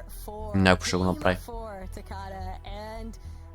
It's not now or never, because obviously these teams still have one more game left to work with. But if you are outside of that top 10 position currently on the leaderboard, you can expect that there is, I think, a lot of nerves and pressure certainly starting to build, because last chance qualifier is already looking relatively dicey for some of the teams that didn't even make it out of Group 1. For some of the teams where it's looking dicey, like Andalex's trio, it looks like they're actually changing up their drop spot to Twinkle Terrace. This is where Nathan, CZB, and Eclipse were dropping. So they said, okay, you know what? It's going to be uncontested most likely. Let's go for it. Luckily enough, no other trios have the same idea. Being the second to last game, throughout game 1, 2, and 3, we've just seen high ground domination. But I wouldn't be surprised if in these last 2 games, we see a lot more trios kind of contesting that height because of what's on the line. And height might not be the only thing getting contested here, as one more time it's looking like a little bit of a run back here for Pink's trio, now being conned at Demon's Dojo by Turtle Faded Vision's team. Pink, though, knows this drop like the back of his hand, just waiting to make sure that he's got at least a decent enough loadout. With that Sentinel pump, he can certainly make something promising happen here. It's just a matter of time getting his builds in order to make sure that he can properly challenge this with Chino. Pink He's rotating through. It's like it's his daily morning routine, getting looted quickly and claiming that space at main here at Demon's Dojo. Even the elevated position with the Oni mask, but he realized that his opponents have done the same. They've already started securing chests, and they've just cut out a lot of the loot here. I think what Pink's team might even look to do is potentially revisit this exchange once Vegeta and them actually try and make a play for Night Rose. We'll have to wait and see. Clement, Sloxe, Floki also find themselves caught up in a little bit of a battle here with Fuzzy. But currently, seems like Clement might be getting the better end of this. No. Tag from behind, though. Decent amount of his shields lost there by Brownie. His Floki might just drop from overhead. Got the Oni pump. Boom, boom. Как направи толкова демидж тази помпа, не знам. To secure it onto Fusey, but it's an eye for an eye at this point. Brownie's team, though, can't hold on. Double revive now onto Clement, and France full strong. Putting work in with that Oni shotgun. As now they've started off with 3 eliminations. It's good news for this trio. They don't have to focus as much on damage until later into the mid game. Now it's all about loot and getting out of that POI quickly. For Craig, though, Azat looks like 105 points. So far looking pretty strong. One solid end game is all it would take for this trio to make it further. I mean, yeah, that I was just going to say that this trio has not made an FNCS finals yet, so seeing how they already have 105 points, they're not too far from 10th place, right, Taka? No, definitely not. In fact, it's going to put them right there on the cusp. But look back at how Pix successfully confirmed a nice elimination there for his team. Alex trying to see if he can help out Sado. Marco caught in the thick of it. He's going to be the first one to get knocked. Likely picked Queen here. But Sado and Alex, they might have been just... Oh my god, Alex с бахти помпите. Onto that knock. Instead, it's going to be an actual turn and burn scenario here for Alex and Sado. He just needs to get one more to finish the job. But the tags are coming through. And Alex, Sado having a relatively rough time here. They will manage to find Abdallah inside all the mess, though. Oh yeah, quick cleanup from Andalex on the 2 players inside of his box. The third one decided, you know, there's a little too risky now in the 1 versus 2. I'm just going to disengage, but that's just what Andalex and Sado needed. They didn't want to take another risk. Sado had no shields. Andalex was the healthy one, so it would have almost been a 1 versus 1. As we look back over to Nefrizi, Lucia, and in-game Rakuzan, but that is Starkus. Самай да was game shot. Да гледаме. Already in, they're the highest team in terms of, you know, points on the consistency leaderboard. Be cool if they closed it out with the victory royale, though, especially seeing that Nefrizi has yet to get one, despite being the player that has competed in the 2nd most reboot style matches in the world, as Levin mentioned. So, you know, I think Even though they're already almost qualified through consistency, a victory royale would be a nice little cherry on top. Yeah, it's pretty unlikely at this point that they find themselves knocked outside of that consistency section of the leaderboard, Takata, but for these other teams, Des pointed it out, it would be very nice if not the Freezies could actually find that victory royale, because then it just bumps everybody else up one more, makes that gap all the easier to try and close as far as actually securing your spot on the consistency side of the Това не е вярно, аз го минах с без мантъл за... Wait a second though, it looks like... За не знам колко ма е impossible. Много се е possible. It's down to a 2 versus 1. Skizzy, mind if I just try and escape here? For Strokey though, gonna be forced to back up. Recuperate some of those shields. Volko though. Това не е вярно. To see if he can get those tags. What, от фол имаш умрата? Chase this one out. In fact, won't even need to. Nick's gonna actually collect Skizzy on that escape attempt. A team already moved into the heart of Warriors Watch. На трето има бъг. Март сега ми го прати кафе бъга.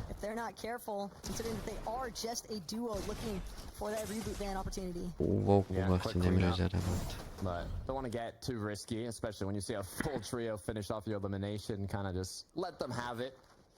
As we look back at Noah, I was feeling some type of way when I saw Noah contesting height in the 1v3 last game. I know he's got that built up kind of confidence inside him now for this upcoming match, so I wouldn't be surprised if we see something big come from this trio. Просто ще направя някой бял ден. I mean, when it comes to Noah Riley though, I don't think that confidence ever left. He was definitely moving. Ама на трето ниво кафе бъга, смисъл може да се мине.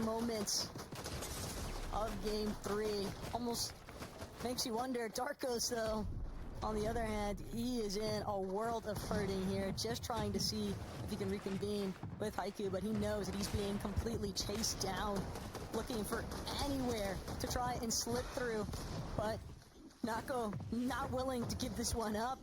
And I fear the worst is soon to come here, because Nako and Hart, they are just doing everything they can to cut this player off. Yeah, it's not looking good for Darkos, to be fair, when you've got 3 different players looking for various angles on you, but I believe there's even another trio on the hill taking shots, so... Как без стрим пулса трябва да се мине, бе? Дясно, ляво, дясно... Kind of jumping through builds, jumping through windows, doing what he can now with a bit of time to pop a med kit and potentially even a big pot here. Definitely sending Haruka and Nako at least on a ring around the rosy journey, and now they've got to be extremely careful as far as actually trying to chase this one out, because the shots come through. It's going to be Chap's team. Никсата аудител на Детран Напш. And they've got pay-per-view scenes here.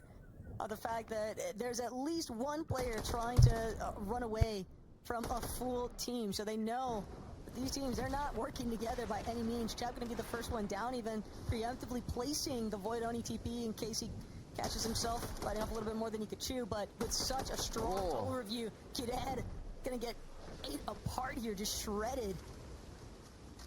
These tags can be incredibly beneficial for Chap, Noah, and Yanis here, because as you can see at the bottom right, the zone is pulling a bit towards them, which means they're going to be on the dead side if it continues to do so, and that's just going to open up a lot of kind of safety for them. The issue is, with that safety comes less opportunities to get damage, so if they're able to farm as much damage as possible here, even maybe take the fight, it could be enough for them to just kind of play calm and collected with a great positioning for the late game. As it looks like Chap might be doing exactly that, looking for angles, looking for openings, but so far nothing big connecting. Have to remember that this is Chap that we're talking about. Guy is like the prime when it comes to fighters on the region. Noah Riley also backing him up, just creating so much space, making sure that Nako and Haruka, they're going to have a really difficult time looking for the disengage here, but Yanis might have found himself in a spot of trouble. Forced down from his perch. Yeah, a lot of metal used on that. Now another trio holding both of the trios are in a row. Yeah, that's crazy. Not that funny, Reboot, not it that funny. seems. Came back for a bit of revenge. As now Chap, Yanis, and Noah are gonna say, okay, this is taking a bit too long. We're gonna continue rotating now. We used a bit of mats for this brawl, so we're just gonna recuperate that, continue making our way towards zone. But I guess the issue for Darkos and his trio coming from the reboots is now, how are they gonna get enough loot? How are they gonna get enough mats? Refresh would be ideal. Добър They напад can по figure it това. out.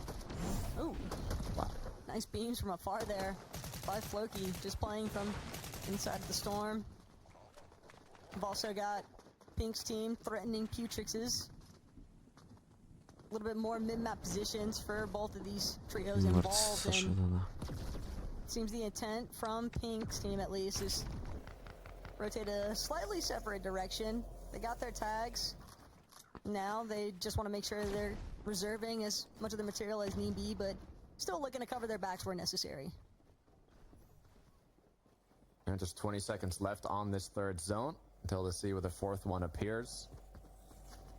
Once again, a reminder that fourth zone is when Rift Island, Shogun. Марч, то това принципно трябва да го няма там.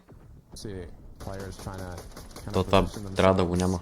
Maybe a bit more elevated. Аз го if it does премахнах. end up pulling towards them, but probably the least of their worries and just part of the game where they need to get more damage. They need to continue farming their hard mats, especially metal.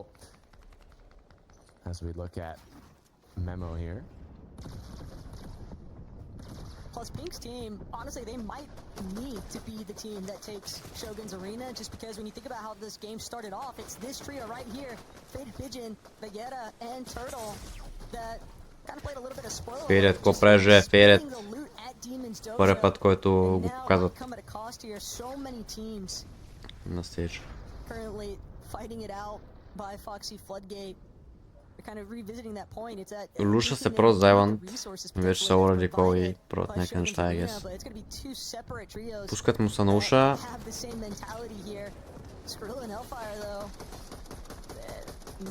Шитонват единия, другия на малко.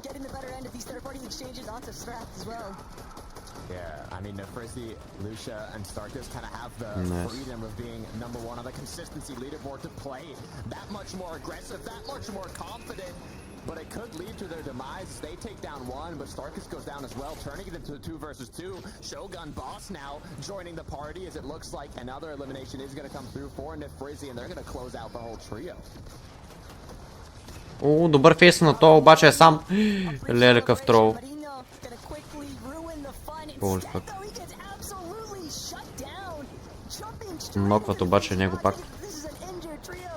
Не фрези на едно.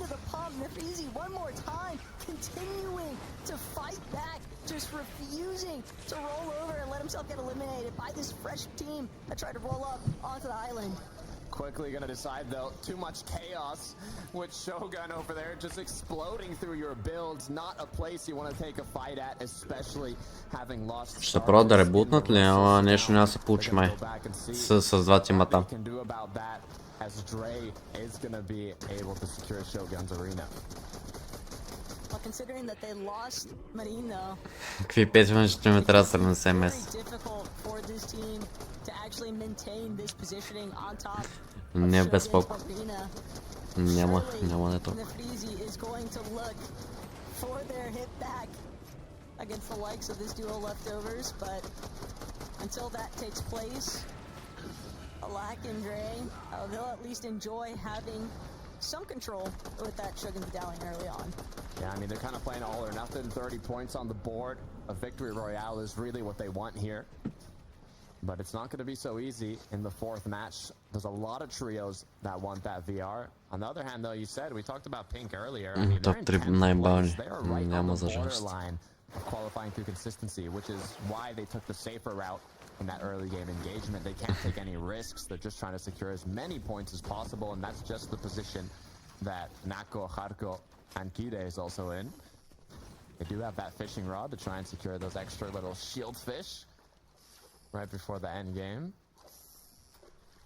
Oh, wow. It's just crazy to think, though, that Haruka and Nako, they've pretty much been chased by O'Reilly, Janice, and Chap since they were both kind of towards that splitting pins position very Това е similar, четвърта игра, да. the fact that they are now currently both still rotated in the same area, just wonder how much of it has been these teams kind of evenly exchanging blows, which is why Haruko even forced to kind of look for that fishing opportunity, because they need to recuperate those resources somehow. Yeah, I mean, if you know that the other trio beside you is also fishing, it's kind of safe to assume that they'll be comfortable peeking you and taking a bit of that damage, as they can just be recuperated from the fish. So it's a good opportunity to get those tags. Andalex, Sado, and Marco, I believe over 300 damage on top of the surge threshold, so they're not in too much of a roar. Еми най-доброто време, което ме е пратено е 8 минути и малко.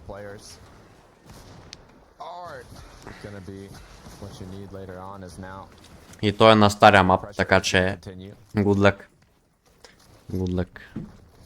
Just such a forced fight right now though for Faded's team. When you're sitting nearly 300 below that damage threshold, and you know that it's only a matter of seconds essentially before you're gonna also have to deal with some of these surge ticks. Karma as well. This is a team that doesn't necessarily need the damage. Sure, it'd be nice just because they're about 200 above. Karma's got to be careful though. The way that he's actually choosing to open up some of these walls, he's got to make sure that he's still maintaining control of these boxes, because Faded certainly looking to barrel right through. Yeah, now the pressure is on as it has reached the 6 Вагера от всякъде ги напъват. О, леле. So they have to apply pressure here. They have to take this engagement as Vagera's gone down. Tricks now on the upper hand, has lost a teammate. Karma was just a sliver of HP, but if he can get one more knock, Faded. it could be enough. Just a single shot. О, на коса много бе. That only shotgun, and he does just that. Tricks now with 3 eliminations, but it looks like another trio has come on through. Even with the siphon being active, Tricks just forced to try and bail out. Regardless, it would not have been a very prime opportunity. He would have essentially been left as a solo in the first place. That revive dream getting shut down the moment that this new trio rolled in. And off in the distance, Alba trying to make history currently with her team. Potentially one of the... trying to be first woman to qual for a major one of finals here today. It's had a rough go so far, but Victor Royale, that's all it takes, Takata. Just one win and you are in. Exactly. That is all it takes. 1 VR, 1 match. You could have 0 points, Taco, going into the last match and still qualify if you're able to get that VR. We've seen how dominant high ground has been. As we continue to move on to Fistroki here and Batman that are 116 above. Yeah, I mean, would definitely be a historic moment though for women across the EU scene if Alba could make herself the first to qualify for Major One Finals here on EU. But again, this is just so dire for some of these teams that are kind of caught in the more congested side of this zone. Fistroki lost his shield entirely. The lobby just taking notice of these teams that are slightly later in for these rotates. Here you have to be careful, because if you look at the 7th zone at the bottom right, there is a chance that this 8th zone is going to pull towards the hill. So if you're planning where to kind of position yourself for the upcoming zones, you want to kind of put yourself in a place where it's easy to get on that elevation later on. For Nako, Pire, and Haruko, though, they've lost a teammate, now forced to play it out as a duo, and this is a team that's right on that borderline of qualifying through consistency, so having to do it as a duo before the moving zones have even started is a difficult position to put yourself into, but that pressure is what you need to create diamonds. Pixie, I know what you are, but no, this is definitely Не знам що играе он. asking for though, right? Teams to really try and take head on that battle for the high ground.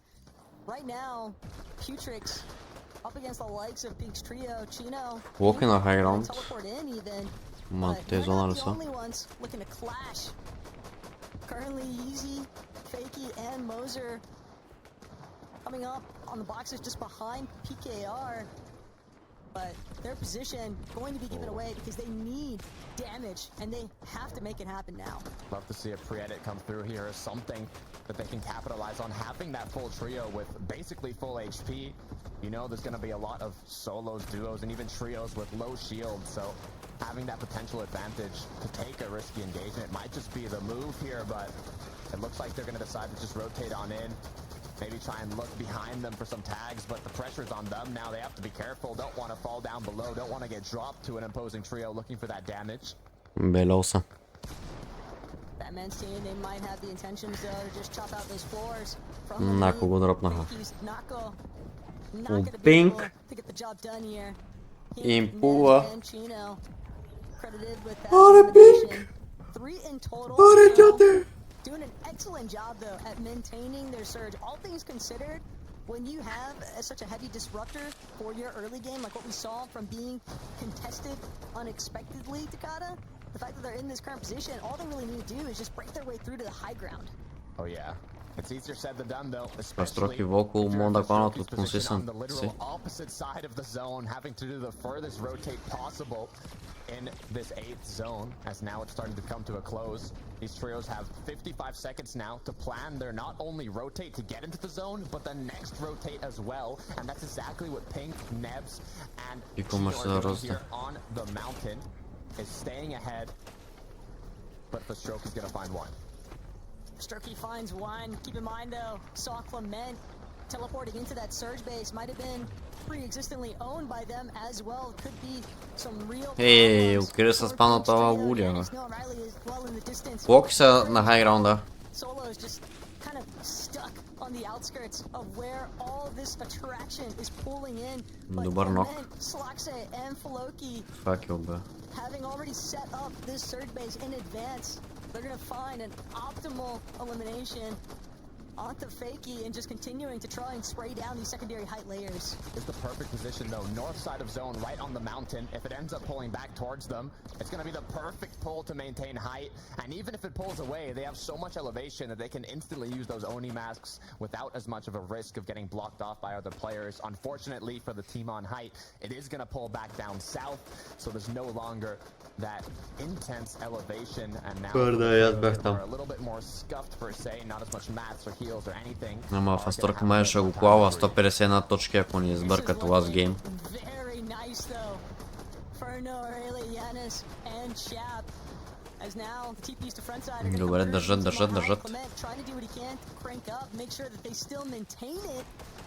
Decent amount of materials as well, a lot of commitment to hard mats here at Takada. They clearly want Двойна this две under кръв. their control. Пинк, не, пинк. Не, пинк. He's just 2 HP and a dream as he continues to go backside of zone now. He knows it's the way to play it safe as a solo, especially with 0 materials, is now just looking for another solo that he can pick off, that refresh needed. Инвизибъл ме да рона, брат, ако беше убил. Беше му да един пъм, брат. Almost immediately. Chap, Yanis, Noah Riley on the other hand, kind of working their way through this secondary height layer. They have so much space established. All of these boxes belonging to them, kind of looking up, down, everywhere around. Noah Riley catches Floki up on the high ground, goes for a brief chop attempt, but the way that the zone is pulled, they want to make sure they maintain their spot on that secondary height. They want to make sure they stay ahead of the pack. Issue on that is that the pressure from the high ground team is on second height, so although they have a great position, they know that the high ground team is aware of that, continuing to keep eyes on them. For Strokey though, left as a solo, is gonna take down Sado. Be careful though, it's another full duo in that box, is gonna be able to make it out. Now Medkit gonna be popped, trying to survive. Джанес са правят No Райли. Завзимат хая. Оп. Чап умира от хая. Янис той умря от 2-2 тук става. Не, 2-2.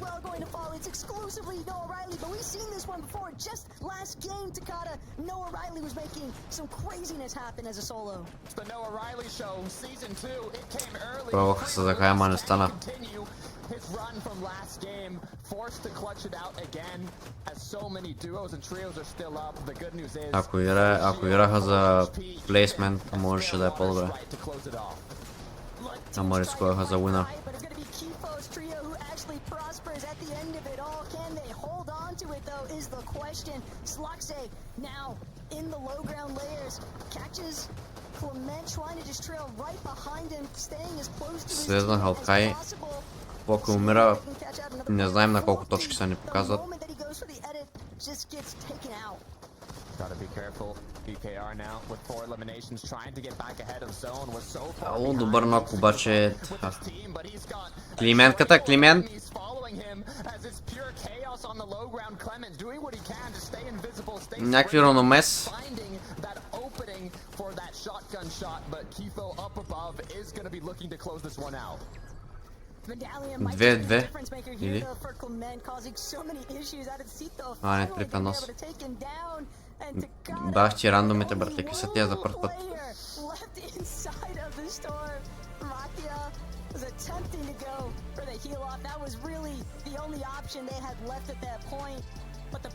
Bro, who the fuck?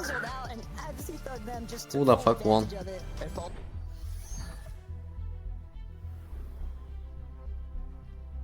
Alright, Jacob, here we have it. Game number 1 is right in front of us. This is where things get exciting. We only have 5 games, right? So every single round is going to matter so much, not only for the overall standings, but of course, who will win and go straight to finals right now. That is what we're going to be looking at. There are teams being contested all around the world. And we get to start with Glow Squad.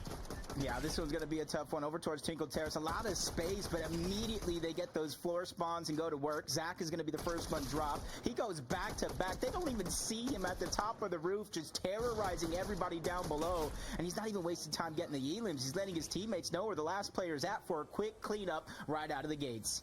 Big eliminations here at the Twinkle Terrace. A quick set of points there. That's exactly how you want your drop to go down. Day, Glow, and Wick CR, they're playing very, very well. Meanwhile, on the other side, a fight's already concluded. A team is just now landing at the Demon's Dojo, really showing you that the battle bus will, of course, affect your drop and the action here. Pressure's on right now as Circus got CR right behind the tree, and it's going to be a quick elimination. And another full team now quickly wiped here at the Demon's Dojo. Last week, the Demon's Dojo was one of the most highly sought after draw spots, right? And for good reason. We already know that there are plenty of upgrades to pick up here, but more importantly, those major medals, of course, and the mythic items you can walk out of here with. Yeah, it's definitely very, very important. And you spoke about last week, as these games go on, Victory Royale winners are no longer in these lobbies. Spots will open up. We expect to see teams switch it up, but the fan favorite, the team that you almost expect to be in the FNCS finals this major is Cold, Ritual, and Peterbot. And you can see Flooded Frogs with the changes that came to Flooded Frogs. They said, brutal boxcars, let's get out of there. Let's go to the new BOI, the new overpowered one that they just claimed. And you can see there was only 2 people there because they command so much respect, so much space to loot up elsewhere as well. Here's a team we didn't really get to talk about a couple of moments ago, but come on, let's be honest. Diego, Possessed, we've seen them in many finals lobbies before. They're going up against Maniac, Drastic, and FX Line here over at the Shogun Solitude, and a very tough fight right now, I would say, for Maniac and company here, given that, again, they're going against very, very experienced teams. It does seem like Diego's trio is set up for success right now. Shields are looking pretty solid. They have a bit of high ground here to work with. Yeah, just kind of looking at the drop maps, I know it's just kind of like a guess, like an estimate of where teams are going to drop, but Diego, Possessed, Ralph, they were the team. Honestly, they thought they were uncontested. They thought it was free out here, and then you get a surprise contest, and then this is one of those spots on the side of the map. There's not really a lot of metal. You got to rotate down into so many different crevices to get to the next part of the map, so I do love the play they're making to disengage. Don't put everything you got here in game number 1 in a risky off-spawn fight. Yeah, it just shows you the difference, right?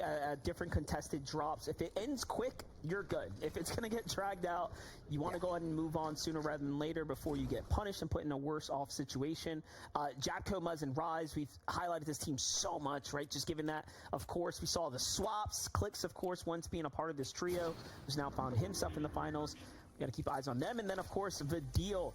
The biggest surprise to me of all the trios, of all the rosters out there, this one right here, Vidil coming to America to compete with Sphinx and Cooper.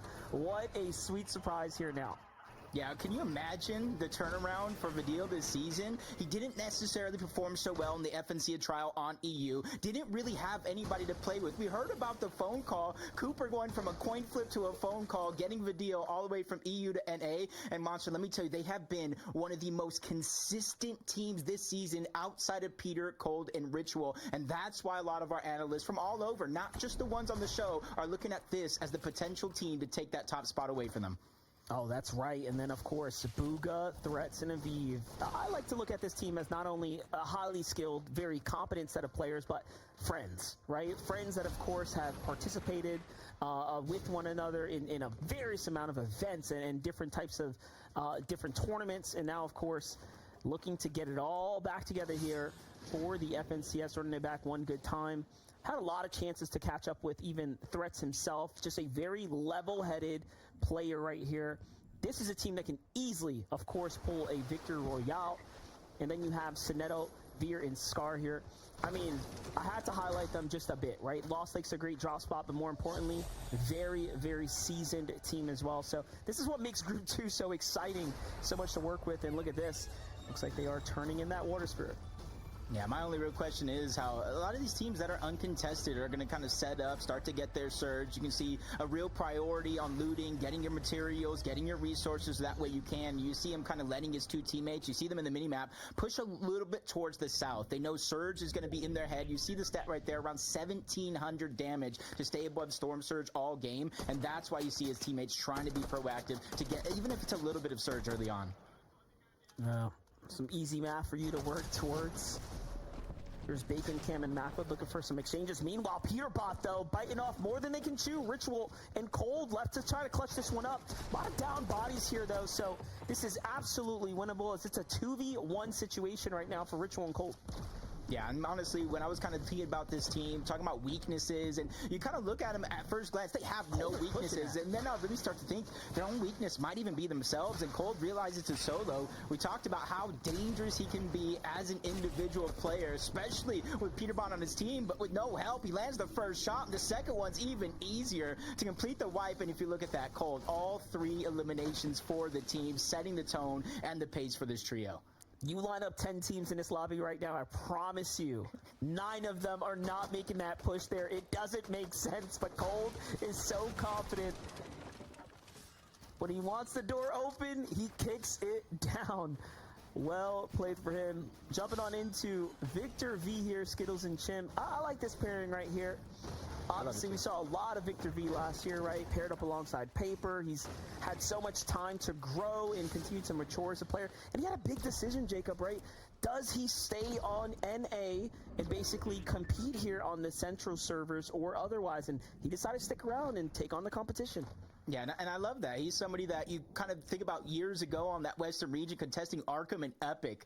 Everybody on Twitter, everybody on social media just kind of looking at them saying maybe they're just not doing it right. But he said, I'm not backing down. I'm not scared of a challenge. If you want this drop spot, you're going to have to fight me. And since then, you talked about the experience. He's been doing so well. And now with 2 players like that, I think he can continue to perform well as we go from team to team, checking out these spots. A lot of them already getting these mountain ranges, the top of these hills, trying to set up their surge bases, especially with the zone pulling towards the south. That's how they're going to get the surge, or at least the best chances at getting free surge. Yeah, speaking about southern teams, you have Possessed Diego and Ralphie, who have continued to move down past the solitude here, but like what we're looking at right now, just getting situated, right? The name of the game here. No need to fully slow down your momentum, though. As we all mentioned, you gotta find battles, need to find your tags, and being down here is only going to work against them if they can't find a trio, and little do they know, everyone seems to be long gone now. Almost seeing the results of what happens when you're contested and don't fight it out. Where they're rotating now, a whole team already lands there, so it's already looted.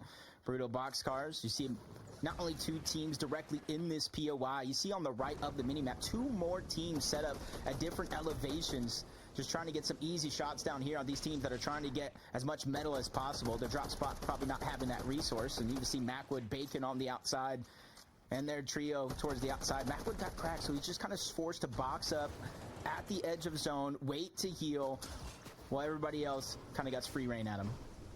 Yeah, it looks like both second there, pinpointing Macwood's bad positioning here. They're on the outer edge of the zone. It's going to cost them some extra mats to edge their way in. Meanwhile, Joji playing a super wide spread here, taking full control of this general area here with Nerface and Aaron.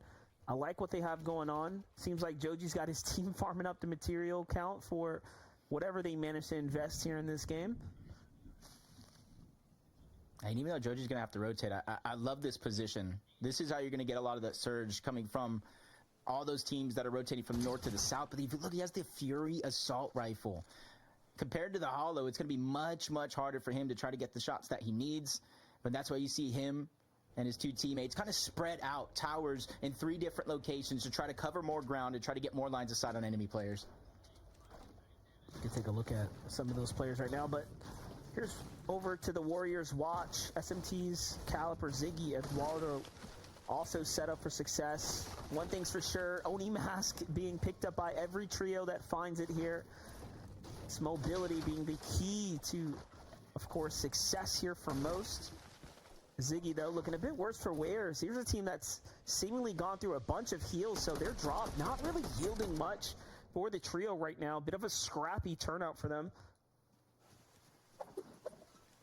It's just tough trying to rotate out from some of these POIs. I talked about the different elevations, but with the zone pulling towards the south, that's where a lot of those teams that were able to get some of those mountain ranges. We kind of looked at the one towards Brutal Boxcars, even though it's not going to be in the zone, towards Floodgates that have many mountains there, and even towards Mast at the bottom of the map where Video Cooper and Sphinx. There's going to be a lot Постана, бе. Вече имаме 2 победителя ли? Players to the punch. And then you see on the other side of the coin, everybody else that's rotating out is going to have to be a little bit more risky, trying to fight while rotating into the zone in order to get their surge, a risk that they're hoping will pay off. That's a big opener right there for Kaz's trio right now as they have the high ground and they're forcing that team into another one. I'm not sure if they caught wind of their another trio being there, but it does seem like with the counter fire coming back, they're going to ease their way towards the zone first. And it's actually Joji's trio who has managed to just continue to hold fast there. Aaron taking up the tower and Joji coming on down. Meanwhile, Peterbot, Cold, and Ritual find themselves deep inside the storm. Not feeling any pressure right now to find damage since they got their full eliminations and chased the team down. Някакви не са влезнали. Yeah, that's giving them a little bit of Код с triple kill. Flexibility as well to kind of make this slower, less dangerous rotation towards the western side of the map, and that's where the instantly trying to beeline their way in. You can see as well the little edge of the zone. Well, perfect. It kind of pops up. It is going to lean over towards the west side overall. Yes, it can center up. Yes, it can pull over just a little bit towards the east, but overall, this zone will be on the western side of the map, giving Peterbot, Cold, and Ritual fantastic positioning as soon as they make their way in. And one thing to think about too, when you watched how their fight broke out, they got to get the full eliminations on the down bodies, right? So that's just a little extra padding as far as overall damage is concerned. So I really do think they're keeping very close tabs on how well they're playing right now, and they don't have a worry in the world at all right now. So they're going to be the only team coming in from behind this zone right here. Likely to rotate now into Aoxy, who's holding this very isolated tower right now. The fact that they marked it out could honestly tell us they might even be thinking about sneaking up there, right? There shouldn't be a trio in that box by any means, but talking about Joji, Nerface, and Aaron, though, back on over to the action here.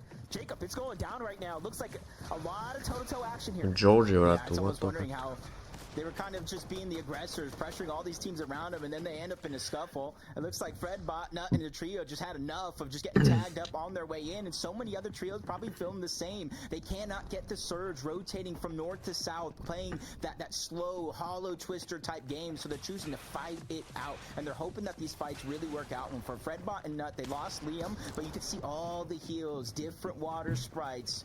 You can hear the chug splashes as well, so they'll be able to stay in this position, and once the two teams disengage off of this fight, that's when they're going to try to go for that reboot on Liam. And he's got so much to work with. Not only 3 charges in the bag, but of course you see these others trapped in the box right there. But the push ends up happening here. Fred defends himself alongside Nut. Гайс, хората, които гледат в TikTok, ще харесна лайв стрима там. Тъй, че ако сте в TikTok, елате пак. Just looking for a mistake, looking for an opportunity. Joji feels the pressure, starting to push in from the trio. Up above, also looking in. There's just so much happening right now. And there, finally a team moves out, but in come Skittles and Chimp here. Работ май ще ги бият яката. Their saving grace right there is a whole nother team that looks like they got distracted on a duo was hounding this surrounded position, trying to get some easy surge, and now they're the hunted. You see on the outskirts, just above, Victor V, Chip, and Skittles. They took an opportunity. They got some good damage, and it looks like they're going to try to follow up on it. But considering their resources right now, they still have to make it to zone and even rotate further towards the south, likely in this next pool. They're going to choose to disengage and try to play the smart game. Oh, Victor was thinking about, of course, avoid only masking off to the side, but no, instead his team's going to wrap back around a little bit more directly into до сутринта не. the safe zone now. And they need to stop and potentially heal here, but there is just so much happening. Какво стана? Що нямаме вилори в TikTok? По-добре да не бях резко. They are not going to get the rewarded elimination credit here, given that the Ма мега стакнато бе, брат. What? Вижте, те са 82-ма. Четвърта зона. Или така ми се струва, защото няма два тима. You don't want to be outside of zone, having to rotate in and have active surge tearing you down, forced to use your heals. 104 isn't much, but we both know something is better than nothing. That's going to give them a little bit more comfortability to try to finish this rotation. You can see how the zone, there's nothing at the edge. So again, this will continue to pull towards the south. Chip and Skittles, Victor V making the right decision, I think, to trail this team here. You know, given that this player was, of course, knocked, they have to be down on just material count as well if they're going to naturally start splitting stuff up. But let's take our focus on over to the islands here that just spawned in, of course. Up top, Tenkasito, Hakio, and Yuma are the first to take position right now. There's another team nearby, but they're on the natural terrain here. Банчо, възможно е. Всичко е възможно. When everybody's already boxed up, whether it's brick or metal, it's going to make it exponentially harder as they sneak a shot through. He takes just a little bit too much damage. 104 above the damage threshold. Another team that we're seeing in a situation where they have the numbers to be above, but instantly just like that, you can see. Мъската, реската, скитоса, пред бот, Джим. Cooper's trio, Buga's trio, but let's get back to Skittles and crew on the move right now. Looking to hunt down Liam and his trio. So far, so good for them, but they've stood a lot of time here, spent so much time inside the storm line. Fredbot, nice, all that's left. Liam falls once again. Нямаме батерия, guys. Look at this, Fred. Ще възаредим малко. Now, so very desperate situation here, starting to play out for them, and they're below the surge. It's going to be a matter of time now if they can't actually find a refresh or a set of eliminations here now. And where they have to rotate is just so stacked. Two teams directly there, two more on the outside, 4 total watching this direction. And since they're outside of zone, shooting to get surge, it's like an alarm. Everybody knows they're back there. Everybody knows they're suffering. So that could be their chance to really take advantage. You see the shots continue to get fired out by Victor V. Skittles trying to pressure them because they too are down on surge. They were just one of those teams towards the outskirts of the map all the way towards the north that didn't really have anybody to fight off spawn, and now they're stuck in this situation. Look at that. Storm Surge turns on. They're thinking about waiting this one out. Heals are down. Shots going on all around them. Victor, I like how never stopping and getting complacent as some may. Сони откриха хакера и го съдиха за 250 милиона яба. Леле, Мартине. Мартинка, брат. Thank you so much за съба. Не ги виждам Монгрелката и Савич. Те са утре, братле. Утре в 8. Утре в 6 и 10 по-скоро. Питър Бот съм в момента, защото това е не Европа. Thank you so much, да в чата, guys. Теги за съпчето. Oh yeah. Shots coming in from above now. Everyone's got their focus on here. Victor making trouble with Aaron and утре има пак FNCS и до ранката. Утре на Европа е най-интересната, да. Маршка нека. Финали са ми. Може да се каже, че са финали.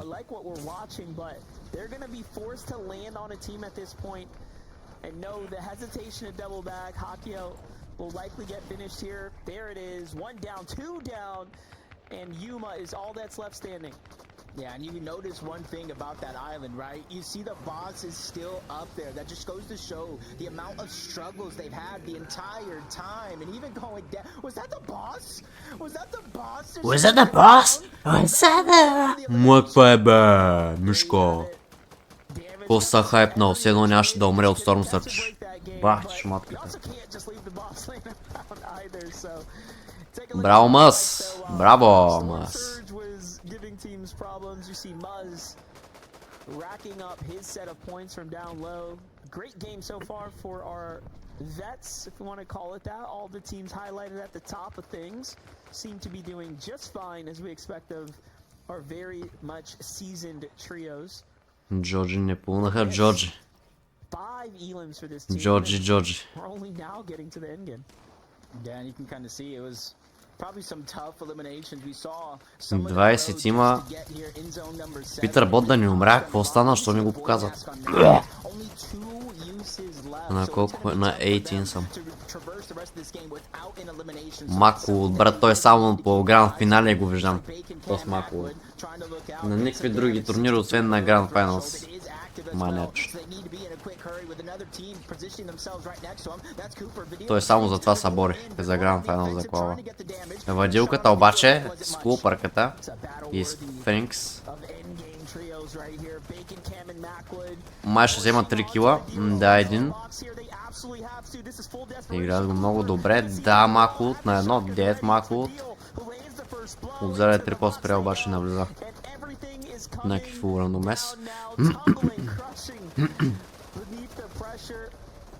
Оп, добре килва тук. 5 си на бъв.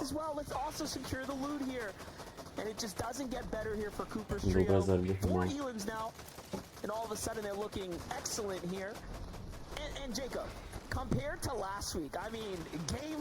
Питър Бот може би е умрял.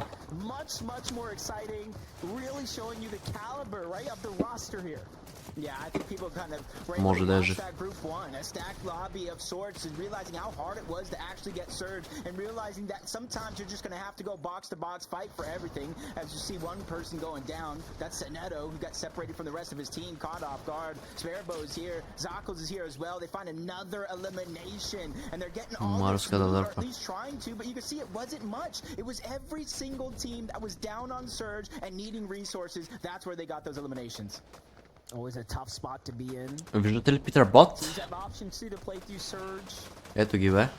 Стакнат си на газе.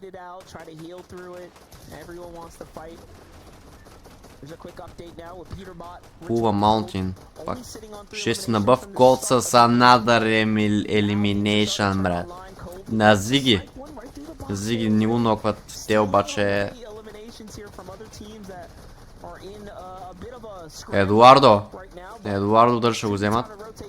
Всъщност те го нокват. Ричо го е нокнал. Нека видим ротейшъна им. Така. Планинката. Точно до тях има хора. Някакъв единичен. Неутрил. Валилката Купър Сфинкс. Сфинкс.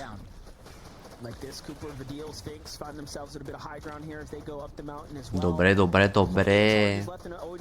Вадил ще успее ли да клоне NA Grand Finals?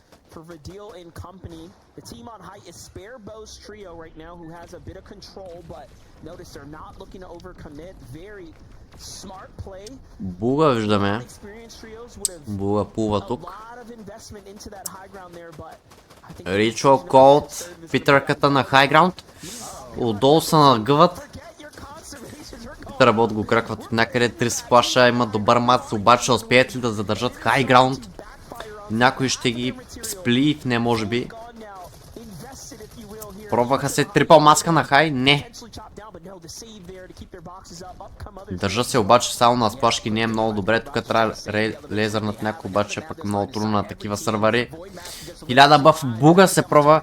Пиква за 2 секунди. Добре. Взимат го от на буга. Обаче буга, ако имат билдовете, ще е лесен сплив. Няма да го пробват. Може би по-късен етап. Топ 16 набират плейсмента вече. Сфинкс обаче е на едно. Сфинкс май не му се е метнала маската или? Ето, че маската се мята. Телепорт на Сфинкс умира от зона. Вадил и Купър обаче с реса, може би. Да. Ще успеят да го реснат. Питър Ботката взима хайграунд с 50 билда. Нямат вече хард. Колт и той с 24 билда, само дърво. Тук е някакво соло, фул пис. Найс, ще вземат някакви къси. Даже не са къси. Тук е Колт, много добър шот пак. Добър нок от Колт. 6 кила от Колт. Обаче не взима нока. Не успя да го довърши. Някъде се запада този нок. Ни мац, ни нищо не взеха. Все пак имат доста мац от първия елиминейшн код, който взе. Ето, че Сфинкс е бил ревайвнат. 4 кила за тях. Много добре го играят тук тези слеяри. Да. Гледай какво ги правят. Буга обаче. Буга с приерита. Буга го натягат. Топ 10. Ако умре, не е зле като фърст гейм. Можеш и по-добре. Ричо, Колт и Питър Бот дали ще лъднат фърст гейм. Все още на хайграунд с дърво. Мъс виждаме тук. Фаворити той. Много натягат, много хора на лоуграунд. Би трябвало да е изи уин за тях. Мъс умира обаче. 6 има. Всички са трилтълс и едно дуо остава. Обаче доста нокове. Тук добре са стакнали. 200 пъмп от някакъв неко на Райс. Какъв пъмп само. Ричо все още продължават да думкат от хай. Ето, това е единственото трио, може би, което е стакнато в момента. Обаче Вадил, Сфинкс и Купър все още и те са стакнати, може и те да уинат играта. Купър ги натегнаха. Добри билдове за тях. 3 в 3 може би ще се случи тук. Вадил убива тук, има малък ако хилне, обаче не спират. Питър Бот 3 в 3 в 1. Джаб умира 3 в 3. Двете от най-фейворит триотата да уинат за секуална за гранс. Лоуграунд и хайграунд. Кой ще е уинъра? 11 кила за Вадилката. Нямат много мац. На хайграунд обаче са на макс HP. Колт се за тук сгледа за шотове. Колт може би ще умре. Добър шот от... Не знам кой беше това. Питър Бот и той е на малко. Вадил и те всички са на малко. Умират Вадил. Купър с един нок. Питър Бот се класират за Grand Finals. G от първата игра. Питър Бот, holy fuck, Колт и Ричо от First Game се класират за Grand Finals. Обаче не е зле за Вадил, братле, Сфинкс и Купър, защото имат 100 точки само от тази игра, брат. Holy fuck. First place on that consistency leaderboard, 87 points, and if the games were to end now, I know it's not a lot, but 48 points. There's already a 6-point spread between making it in through consistency and missing out and having to go through the last chance qualifier. That's something I'm going to be keeping my eye on as we go into Game 5 at the end of the day. Yeah, let's be honest, last chance qualifier is not a position anyone wants to be in. Anyone can queue up. It's going to be absolutely chaotic, right? Anything can happen. Why leave it up to that? You really do need to make it out of these stages if you want a chance at finals. Otherwise, it's going to be all in the air. But for now, we got to make it all drop, right? The Twinkle Terrace, of course, was one of the faster fights that played out last game. Seems like Day's team's in the lead once again here, catching Plasmafy, and Day's got seemingly wind of the team in front of him or the player here, and ooh, quick reactions there. Ends up keeping him in the game for now, and loses the first trade though. That's a big shot right there, but I like Day's confidence, not truly backing down, knowing he has help on the way, and he still fires yet another great shot, and it's him who got the knock. Valuable HP coming out from the Siphon to keep things fully in their control as they go ahead and converge on this 3v1 situation. Yeah, allows them to keep that momentum up right now. CR's got to just hunt down Vedits here if they can find him. You know, he's nearby, moving pretty quickly. Glow makes it look easy, and just like that, they put the numbers on the board once again here for the drop. This is excellent work for them right now, and it may not be a lot of damage, but it's going to get your game started now. talk about that. Looks like Dojo and Jack are pushing back this time around here. Over towards Demons Jojo. We didn't get to see the beginning of this fight in game number 1, but you're seeing how spread out everyone actually is. Just trying to take basically pop shots at each other to try to get the knocks, the downs that they need, but it does look like an opportunity at a free revive on that other side. Yeah, they're just going to go ahead and seem to settle down now as this team's going to bounce back here. Let's take a look at it from a different perspective. Max, Circ from down low, he gets the knock there, and that makes sense as to why he didn't get to fully push there. But notice, they're taking that as an opportunity to get away, right? They really don't want to commit at this point. It's okay to know things are not going your way, but look at this. Flooded Frogs, right? Team wins. Peterbot no longer has to queue into this game now. We're cold in Ritual, and a new team moves on in. Last week, we saw multiple teams decide to take the open POI. This time, it seems like Strikes, Barkley, and Hyken here get a little lucky. Yeah, and I feel like they really have to take use of this positioning being uncontested, because as the games go on, other teams are going to realize, hey, it's only one team over there. It's not Peterbot, Cold, and Ritual. I could possibly win the fight, and that's where things get more and more dangerous. We move on over towards Mass Metals for Deal, Sphinx Cooper, uncontested. They command so much respect around them. And like last game, the zone went over towards the south. They didn't have to do a ton of risky rotations in order to get there. A lot of their surge came to them. So I'm wondering if the zone pulls to the north, how different will their game be? Really cool to see the stats supporting the Deals team as well. Alongside Cooper there, but Possess, Diego, Ralphie right now. High ground, full control here of the Shogun Solitude from what we can see so far. But they are running a little light on material, so you can see the pressures of a drawn-out fight starting to weigh in on the inventory right now. It's about the worst spot honestly you want to be in right here. You want to finish this fight up and move along, or you know, you're kind of griefing yourselves out. So both teams here have to pull the trigger. Yeah, and I think they learned from game 1, disengaging might not necessarily be the best option. Yes, you're going to be able to stay alive, but everybody is scavenging drops all around you, split drops, named POI, so there's not going to be very much loot left. In fact, in game 1, they had almost nothing for a good because of that rotation. So now they're saying, hey, with only 36 points, I'm going to have to risk it just a little bit more to try to make a play, win this fight, and get all the loot to ourselves. Especially, you can see they're just at the edge of zone, so they won't have very many hard rotations from here on out. That's what happens when you see a team that can play well defensively. Things start to drag out a bit. Diego knows the clock is ticking. He's been in these spots before. He knows how to clutch up and win these types of early contested battles, but we gotta really put emphasis on the fact that you just sit around. I mean, it's not gonna go well in the long run right now. Jurassic, FX9 and Maniac here, of course, have a lot more to lose here, given that one game's already out the window, right? They need points. They have to put themselves on the board here. Meanwhile, Possess, Ralph, and Diego at 36 are sitting very, very decently on the overall position in this tournament. Jumping back to Yuma's trio, is a team that did very well, but unfortunately fell to the surge in that mid-game there. Couldn't even take down the boss, right, with how much pressure they had on them. So it's an important fight here.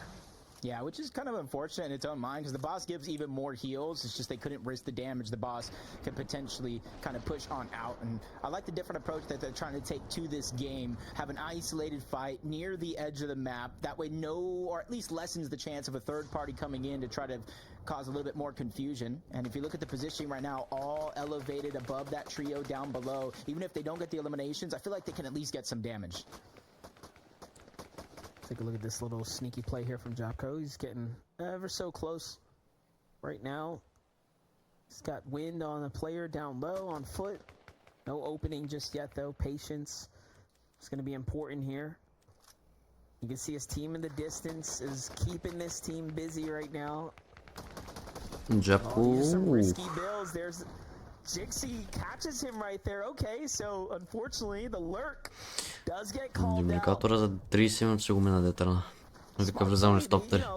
Топ 3. Топ 33 можеш. And this other team fighting back right now, so he was just watching the flank there.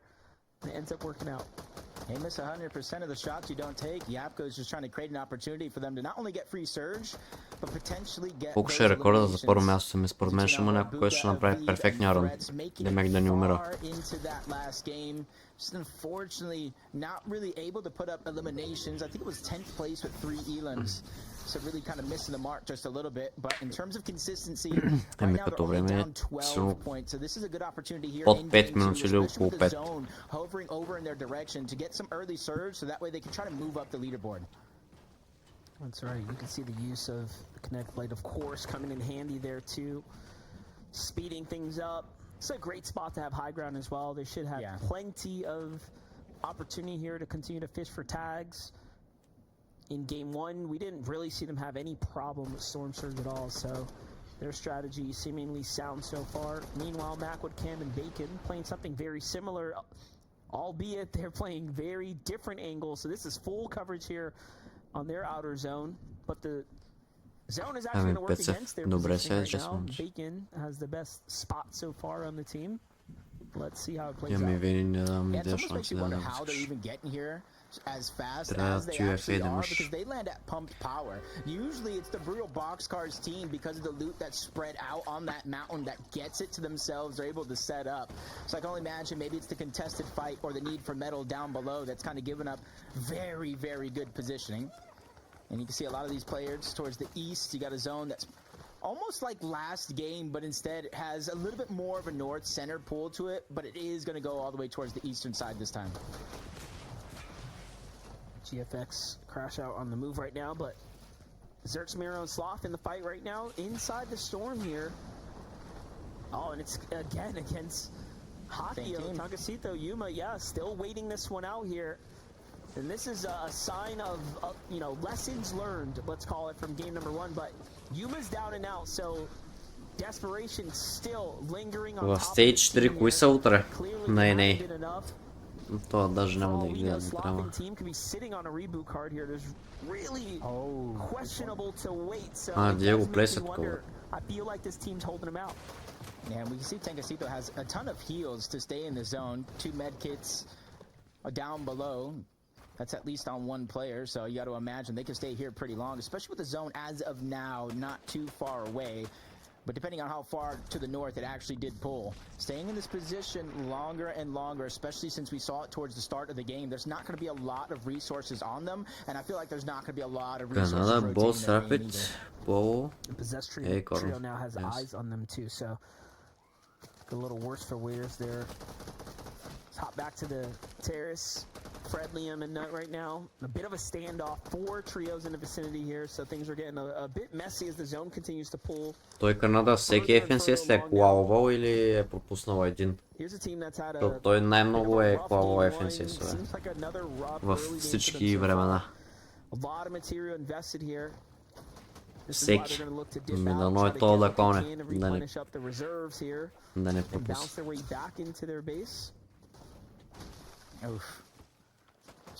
The risk you take trying to follow up as much as possible. And a whole nother trio is just coming down towards Fredbot that he needs to watch out for, especially considering he's separated just a little bit farther than I would like him to be from his teammates, but you see a Void Orb will fix that in an instant. That's the best thing to watch play out there. Knowing your distance, especially with the changes. Day CR Glow on the hunt right now, up to 5 eliminations now. The early game was quick, and it seems like they picked up some more teams on the way. And now they're bouncing up the material count here, really getting... Bouncing up the materials. And their rotation as well, I think, just west of Night Shift Forest. And Night Shift Forest is that the purple trees you see in the minimap just to their left, so they quickly beelined it over towards this side of the map after getting those eliminations. They're trying to, I feel like, focus just a little bit on their rotation, knowing that a few more teams are going to have to rotate in their direction if they do need just a little bit more surge. As we move on over towards Seaport City, not too far away from where Muzz разбирам and Rise коли actually много. do land. You see, Не съм they аз get a човек, lot of където metal, and they're just тъж. trying to scavenge whatever loot they do За have първа left. But кола. take note of what Muzz actually has in his inventory. No mass. He's actually using the kinetic blade. Sometimes you got to take what you can get, but the big thing is the fishing rod. You have about a 50% chance to pull the shield fish out of the water. So as long as him and his trio position anywhere near even a little bit of water's at, they can instantly get a lot of their resources and shields back. We've heard from plenty of the top teams, they will literally base their strategy around the fishing rod if they have it. It opens up so much option when it comes down to actually playing some low ground positions where otherwise you would never want to really find yourself in. Oh, talk about fishing spots. Hold up.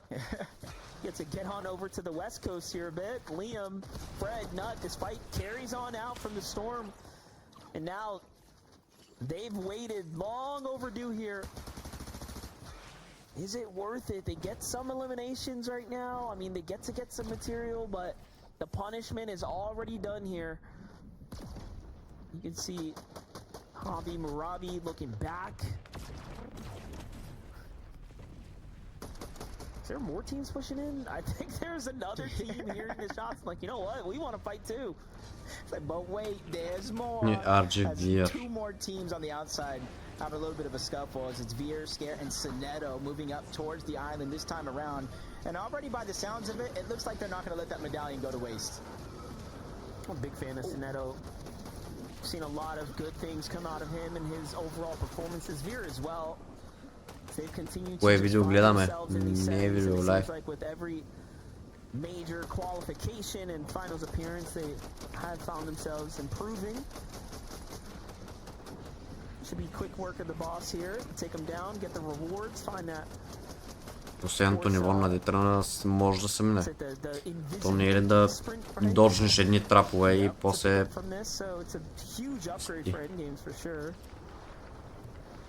Просто трябва да изчакаш леда да ти свърши. That's how you kind of replenish the resources. And if you look, they already have 2 eliminations. So unlike the last trio that was up here in game number 1, they're making sure to stay ahead of the Surge game. So that way, it's not going to be as hard for them to get. And an extra blessing on top of that. Да, трябва да минеш частта с скачането и после изчакваш преди трапа. Не трябва след няма как да се мине. Smiles, of course, has this Void Oni mask, but one of his teammates has a Typhoon Blade, so he's kind of trailing behind, and it's cost them a lot of material here, but they finally find themselves in a safe zone now. We talked about the fishing rod coming into handy. Their goal is get down to that river, get to fishing, find yourself some shieldfish for endgame. Meanwhile, back into the zone. This fight has gotten even messier now, as Liam was picked up once again, so... Little deja vu from game 1, except this time he's still alive and fighting alongside his team here. Yeah, they followed them all the way over to that reboot. It was Nico who was down originally, separated from that trio. They moved all the way back there in hopes that nobody would follow them this deep into the zone to try to get the reboot, try to get their teammate back. But unfortunately enough, Fredbot, Liam, and Nut just kind of followed them through and through. It does look like they can probably leave Xavi alive, but Xavi with no HP, no bandages, medkits, nothing. This is going to be a heroic effort for him to try to stay alive. He has to get those reboots, so they hopefully they can try to change those reses. Трябва много да се следи. Ще подия. Или особено като... Ако вложа в някакъв мимкоин, какво стана, бе? Ако вложа в някакъв мимкоин, после да не го изкарам и накрая взема да го безчу. Position as far as the overall zone is concerned, but this elimination right here is going to be a big one, not only for the damage, but look at the pickups here. A full replenish, a Void Oni mask for their troubles, and a blade to go with it. Should they choose, but no. It's trying to get to safety here. The difference too, the material count here compared to the other teams we've seen getting into these early game fights. This one much more under their control, right? So they had to have found that trio well out of position there. Yeah, and it takes a drastic pull to the west side of the map overall. They're going to have ample opportunities. But this is literally what started it all. It's like an ant down there. They were able to see him. 3, 2, 1, the full trio gets the knock, and with the kinetic blade, they're able to close the distance very, very quickly. And that gave them an opportunity. You saw from kinetic blade to the void mask. That's a huge upgrade, especially for this portion of the game. Definitely noticed that quick swap out there, and he didn't even want to use the charges to get back in. He said, I'm taking my mats with me, keeping my charges for endgame. Всичките за това ефели трябва да направиш. Не мисля, че само едно трябва да ти учено. From being active, having to find activity, most importantly be accurate. Even with this high ground, even with this great spot here, all the teams we could see on the map, but no opportunities now. Just out of the positioning here to find their tags. Мишубя. They're not even technically in zone yet, so they're going to have to rotate their way in. But they have the 3 medkits. They're hoping for these late rotates just like that. Smots is going to go down. His duo is forced to Те ще не го направят и от реплей да виждаме как скопват, брат. Какво виждаме нищо. And that just goes to show how active the lobby actually is right now. Yeah, and I like the idea there though. Bacon looking up to the high ground team. He sees the Void Oni mask coming up. He's gonna go up. He's gonna leave his team down low. Acts of desperation really starting to kick in now. And with him leaving Cam and Macwood, they can't dive on the team down low and take a box fight. They're way too spread out now. It's gonna come down to whether or not they can pierce through these builds here. It seems like it works out as someone found damage across the trios. Bacon comes back here now. Options are going to begin to open up for them if they want to jump on top of Summit. Rafiki and Cirque here. Void only maps for this team though. This is going to open up another chance for them to find some tags. За сърч това се оръжето, да. Sometimes you just got to single out the solo. But as of now, it looks like he's going to make that rotation unscathed, but they have more to go. It did look like there was a knock towards the backside on Bacon and his trio. A risk that they have to make, especially... Първоначалните зони, като хората са на 200 метра от тебе и... Си трябва умнито, а не умния. Болото.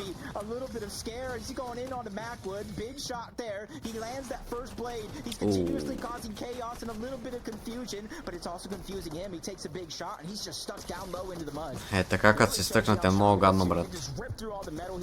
Е, така като си кликнал и трябва да биеш. They get punished for it. The siphon starts to kick in here. That's going to keep him very much healthy and alive now, but he will have to make a move here. No pressure though. He wants the full Oni mask there. For him, Macwood even waits behind for his teammate too. They don't want to be too far apart. Сики задъра, брат. Bacon forced to stay in the zone though. Uh-oh. The next storm is going to really start to do some big damage here. He's got to get moving. Yeah, it's going to be a 5-tick right now. Luckily, he does have that Void mask, so he can easily make his way in, try to reunite with his teammates. But he does have some competition along the way, and I even saw Macwood go down, so it's only going to be him and Cam. And if you look at Cam's HP, if we look at Cam's shield... Macwood май няма да го плават. Oh, look at this. Bacon doesn't even want to give his teammate the medkit. He's like, you can have the shield fish. I'm going to cap my HP off. Probably better to have swapped it too. But it is what it is now. Bacon is healthy here and ready for endgame. Yeah, in their mind right now, if they would have kind of switched it up, give Cam the medkit, they both would have been one pumpable. Буга, какво правиш да Буга? Къде се тръгваш, бе? Къде се тръгваш за хайграунда? As Buga, Aviv, threats, we talked about no titans here in this lobby in the form of Peterbot, Cold and Ritual. Те са отдолу ленчайстват, те са отдолу под Буга, брат. Какво правите? It might be just a little bit too early to try to hold on to it.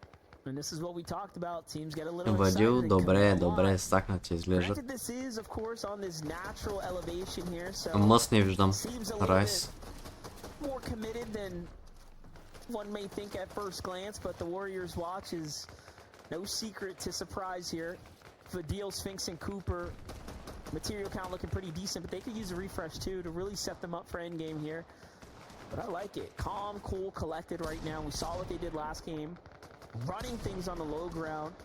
If they're going to be that good, that consistent on the low, I'm looking forward to finals at this rate. Yeah, it's not until top 17 placement points. Даже не знаех, че играят с джаб. More teams need to go down for that to even be the case. Muzz, Rise, Ivcho. For a moment there, they thought they saw something that would allow them just to be a little bit more aggressive, but hearing all the action go around, probably second guess, saying, hey, it just might be a little bit too risky. Той не беше ли от Европа? Или предния сезон играше в NA? 90% of the lobby is all stacked at the south portion of the zone with a far pull to make as the next zone's revealed. Muzz, Rise, and Jacko want to be the first to make the move here. They're all the way in the back. No reason for them to wait. They have the damage, but could probably use a little bit more activity. Booga threats and Aviv also with the early rotates here. Sphinx, Cooper, Vidil, you can see have jumped their way to the front as well. All the teams know better than to stay behind. Are making the first move right now to really start controlling the low ground and looking for the refresh. Meanwhile, Bacon, how is he still up? We talked about how he traded off that health, but the Surge has continued to punish him, and off to the lobby he goes now. Yeah, as soon as he went to peek to try to do some shots, he just kind of got tagged up, and with the Storm Surge and a little bit of health he got left, he's immediately going to go down. Muzz, Rise, Yapko trying to take advantage of any weak teams that are around him, and you know as well as I do, this late in the game, building in wood is a huge sign of weakness, and that's what Muzz, Rise, and Yapko were targeting. Take a look at this though. No eliminations for this team, no points earned just yet until these placements start to roll in. Yapko, Muzz, and Rise have committed all this time. То си чимп и някакъв номер са дели. In the running as well. Once again, another end game here. What can they do? Буга змагая. Иска го хайграунда. As from zone to zone, 7th zone on. Booga, Aviv, threats, they're continuing to try to hold their position, utilizing a lot of those resources they're able to get from the eliminations early on to try to maintain their position. Cooper, давай, Sphinx, давай. They spot one player that looks like a solo. He's trying to reunite with his duo to try to hold the walls, especially with the zone pulling in Cooper, Sphinx, and Vidil's favor. They know that team's going to have to eventually rotate into them. And notice, every time we tune in with this team, look at all the space that they control. This is the presence that they're demanding in the low ground. This is why they're taking early rotates. They're pressuring teams back off of them, and it really is paying off. Meanwhile, Aviv, Booga, and threats have continued to try to jockey for high ground and commit a lot of material. Продължават обаче. They just get broken down, and now you can see it really weighing in on the material. Трец обаче с 5 билда. He's gonna have to get a split and Не possibly виждам. down from the teams down low. Booga's looking for anything right now, and they're spread off in different directions. So a bit of a, I'd say, a lot going on here for this team right now, and I'm not sure they have it under control just yet. Трибюна за Трец. Буга и Ивиш не знам колко имат, ама. Little bit they really do have left, and they're maintaining their position above, but eventually somebody's going to have to drop down. They're looking at the backside of the zone, the front, trying to target anybody that they can, even teams like Cooper, Vidil, and Sphinx down below, but that's a team you have to be very, very wary of fighting, even if you get a knock, because they have all the resources down below. Чим го начакат отдолу, горе живей. Буга пак го склифат. Кой е тима? Някакви рандоми. Май ще го спечелят. Мъс, той се пробва за хайграунд. Срайс. Купър са добре. Купър се пробва да влезе в бокс. Май му се получи почти. Ако беше стрелото си. From it just yet. Meanwhile, Threats finds another team, Sphinx on the side here. Ziggy's trio on the other side. Буга го умряха. Вадил и той ще замеме. Окей, почва малко. Добре бе.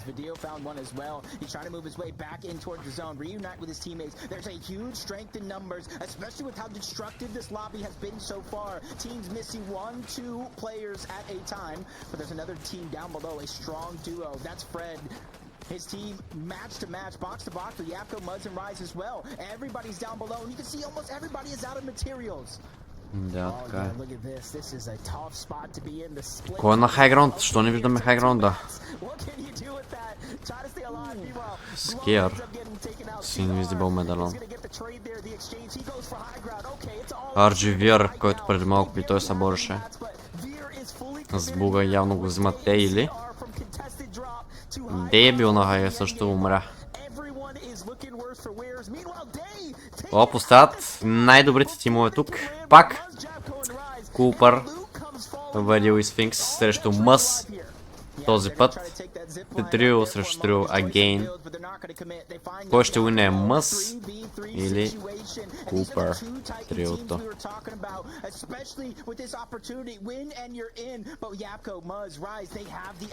Един билд за Вадил. Всички са на макс хелт. Падат надолу, обаче Вадил пробва се, защото тук ще успее ли? Yes. Ах, и видяха го, няма билдове. Тук е вече трудно да го уинат. Не мисва джабко шот. Отново второ място може би ще имат. Мъс на хая, да. Мъс се класират за FNCS Grants. GG. Купър отново с второ място, братле. Купър Сфинкс и Варил с again second place. Game number 3. Game number 3 of Group 2 is underway now, and I think I made a point there, right? The big teams are punching their way out. The big teams, who be? The big teams. As high as week 1's Group 1, or will it be a little bit more competitive? We'll just have to find out. Yep, and just kind of looking at that map, and I'm just looking at flooded flags. We know one team went over there. Те заради това пускат само лайв на Европа и на ЕНЕ, брат. Защото на другите региони не знаеш никой. Не знаеш никой, братле, и заради това не пускат лайфове да касват там.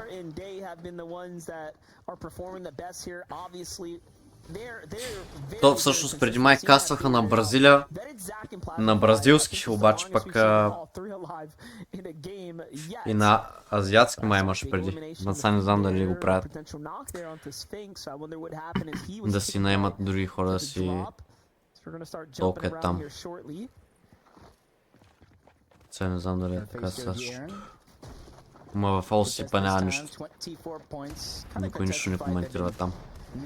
Освен един Томи май.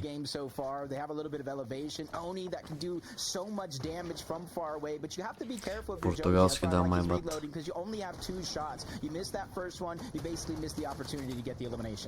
Yeah, this weapon feels really good, the shot feels great, and then you just have no bullets.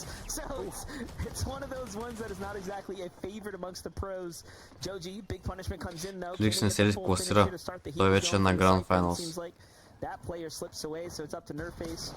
Try to do what he can do. He's on the hunt now. Trailing behind Aaron. Perks is the one sandwiched here. Aaron's nowhere to back him up, but he doesn't need it. Nerface. Брата, помпа как му бе по 50 всеки шотове, човек. Аз ако беше да ми бие по 15. Lots to play off of here. It's going to get them very much situated. And the blessing for this fight is all happened at that one building. So all that loot on the outside, shields, брат, как им се е спалнал бос на тази локация, what? На мен нито един път не се е спалнал бос или не съм видял да ми се спалнава. Питър работи на още first game, да.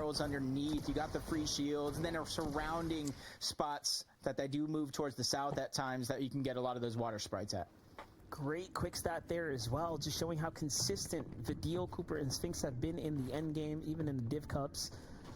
But back to JCR and Glow, so we went from a very slow, methodical start, and it makes sense for a team like Vedits, Zach, and Plasmify, who haven't really been able to catch traction here in any of the games. Now things are looking a little bit different. They actually have a loadout. They have mats to work with. But because it's taken this long, you see the outskirts, that full trio, they're not just pushing in, they're taking the surrounding areas to make sure no matter how this fight goes, which team wins, it's them that are going to have that perfect advantage. Especially since it's taken so long, you got to imagine that they don't have a lot of resources. That's Kaz's, DK, towards the outside. Their trio is just a little bit towards the south with an additional angle. He's the one that's popular. Zach and Vedit are on top of these buildings. I was just gonna say, Zach must be so focused on the team down low that Decay, Yusuf, and Kaz surprisingly walk up without putting a single build down and still haven't been spotted out. It's just free for them now, and it's not looking good for Zach. The shots come out, but Yusuf spotted finally. Plasmify, meanwhile, takes the high ground and says, hold up. Монграл клал, нали? Монграл ще играе днес в 6-10. The standoff comes to it, and the Oni mask was starting to come out. Everyone's trying to get on a move high, but no, Plasmify pushes in. Yusuf gets a heel tossed at him from Kaz. They're like sensing desperation almost right now. This can go anyway. And you see everybody kind of disengage, back up. Yusuf's trio just kind of all reunited there, and they're just kind of back at square number one, where they started before this fight. Everybody separated, everybody have their own position locked down, and they're all fighting for Surge. But the two teams that actually landed at Tuco Terrace, I think, have the worst of it all, because they still, up until this moment, Monster, have not had a chance to really loot up. Yep, Decay Yusuf Kaz. За Don't find ден-две. anything for their То troubles, даже but един тег на a little Европа bit и of няма. damage exchange Не there знам for all нещо. parties involved, so isn't the worst Ако thing to ми се happen here in гледа, the early game, given that ще everyone's still направя. standing. He's got a fishing rod as well, so they're going to make their way back to the waters. Meanwhile, Cam, Macwood, New Orleans Shogun. Bacon, sort of split up right now, trying to resituate themselves. Max, Rafiki, and Search seem to have beat the team here at the Demon's Dojo relatively quickly. And Cam and crew were just late to the rotate. I like the decision to kind of back up. Even though you put yourself in storm, you give yourself an additional angle, especially with Bacon, Cam, and Macwood taking the high ground away from them. And it's just an interesting decision game after game from Bacon, Macwood, and Cam. I don't know if they just switched up their drop spot altogether, but from Pump Power, they went to Brutal Boxcars, and now they're over here, over towards Demon Dojo this game around, trying to solve the problem. Their biggest ailment has been Surge and how they've been handling it, so why not attack it from the beginning of the game? Oh, like this. Bacon with a huge tag right there, but it's up to Cam. Can he get the follow-up? Macwood swings the corner and wins the exchange at the end there. And now he will be able to pick up both his teammates, and they got to relish in the loot here. And luckily, zone number 1 does land relatively close to them here at the dojo, so they'll be just fine to bounce back in. And I mean, Jacob, risky call for them to try to make that, but seems like it was very, very much worth it. Yeah, after 2 games have been played so far, not only them, but you Са guys тия expect хора a ми. lot of different Не, trios брат. here today to try to switch up their game plan, whether if it's a Ще да massive отворим switch up or OC и да ти something покажем very, very minute. какви You са got to тия expect хора. things like that, especially with the drop spots that we've seen being changed up. Like I said, I would love to know if they're actually landing over towards Какво стана? Крашаме, бе, quick брат. rotations, trying to either get positioning or an early advantage on some of the teams. Рандом.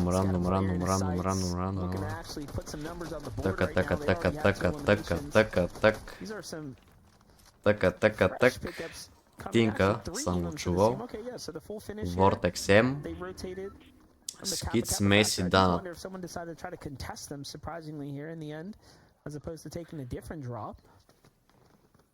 Те половината сигурно даже няма търнингс. Или са по $100. Kind of have some HP, any heals kind of left by, and you can see the zone moving over towards the west. Instead of just kind of beelining it towards zone, you can see them И те не знаят как са спечелили пари. hoping to take a slower rotation to the zone so that they need less and less players that actually want to take those early fights. Ако бях фолси и аз. Talking about those early fights. И аз по $100 щях да варя. Гледа, то с някакви тимове, мимове, то с $0. Къде са влинал, бе? Къде са влинал?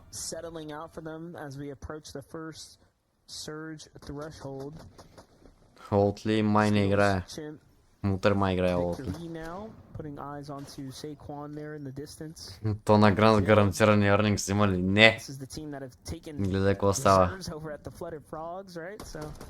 Да видиш дали ще се наядат.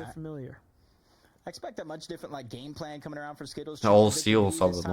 They're getting the zone in their favor. They're able to actually position themselves high up and try to get some early surge, especially for these teams that land all around them. I know we've had a little bit of switch-ups, but it does look like there's about like 6-7 teams that do land around their positioning, and I think those are the teams that they're trying to get that early surge on, especially with the zone in their favor. А на Европа е топ 25.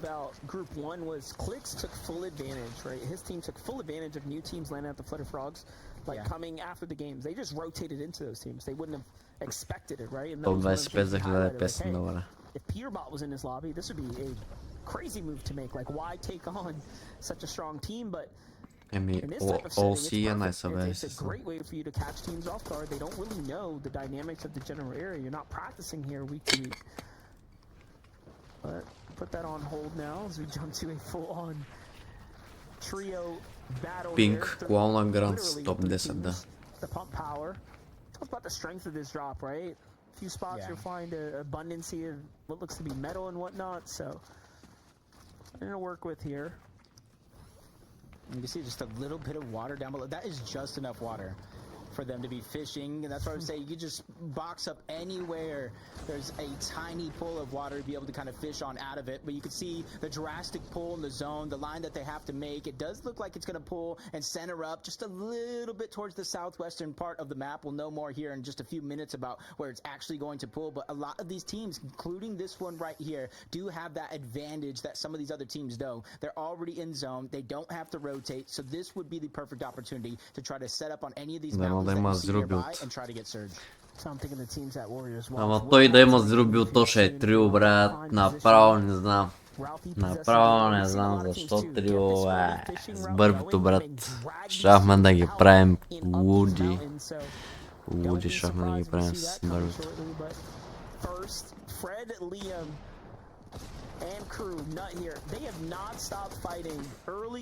Даже един път трябваше да вземем, брат. Поне един път трябваше да вземем Мърнингс.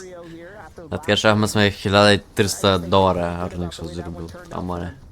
Yeah, especially when you're one of those teams that do land this far away from the center of the island. Sometimes this is your only other option, whether you're kind of directly fighting close up just like this, or just trying to get shots from far away. It's these corner teams on the map that you really got to take advantage of. And for Fredbot, Liam, and Nut, they just got a couple of quick early shots, and they start to rotate with the zone. So I think their plan is to try to beat that team on every one of those rotations, but parallel them so that way you continuously try to get surge off of them. This is good. We get to get eyes on all the teams here. A little shine in the light here for Boji, Aim Red, and Z-Mail against Eduardo's trio. Ziggy, Caliper right now. This is the Warriors watch teams that we knew that were kind of battling one another, but none of them have moved out just yet. They're, I think, letting Pride run its course here. There's all this prime real estate to start setting up for surge battles. Clicks, може би. Now, if we see one of these trios end up below the surge, you know exactly why. They spend too much time boxed up, nervous to pull the trigger. That's the difference between a team that's highly experienced in these type of tough lobbies, if you will. But talking about competition here, Kaz is bringing it to the table, but CR answers when it matters on behalf of Day here. And now it's up to Yusuf and Decay here. Кеф ма Кликс, защото съм го гледал доста, иначе пък Купър и Питър Бот са по-добри.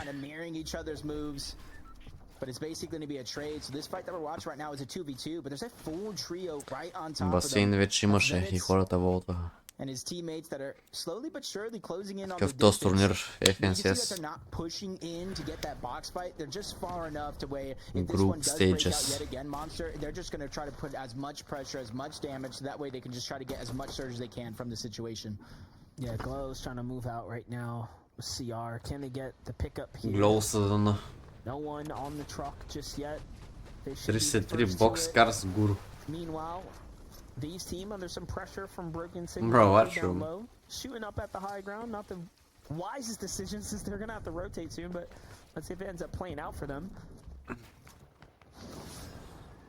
That's one of those tough decisions where timing is everything. You rotate too soon, possibly become a target. You rotate too late, you possibly become a target.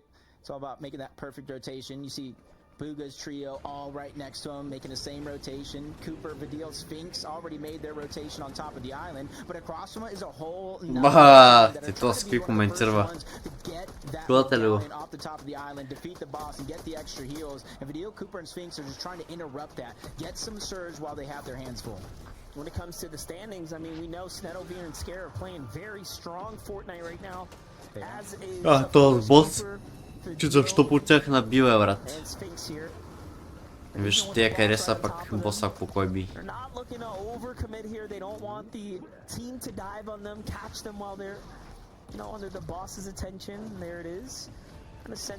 Ами Вилиан Байк, не знам, брата.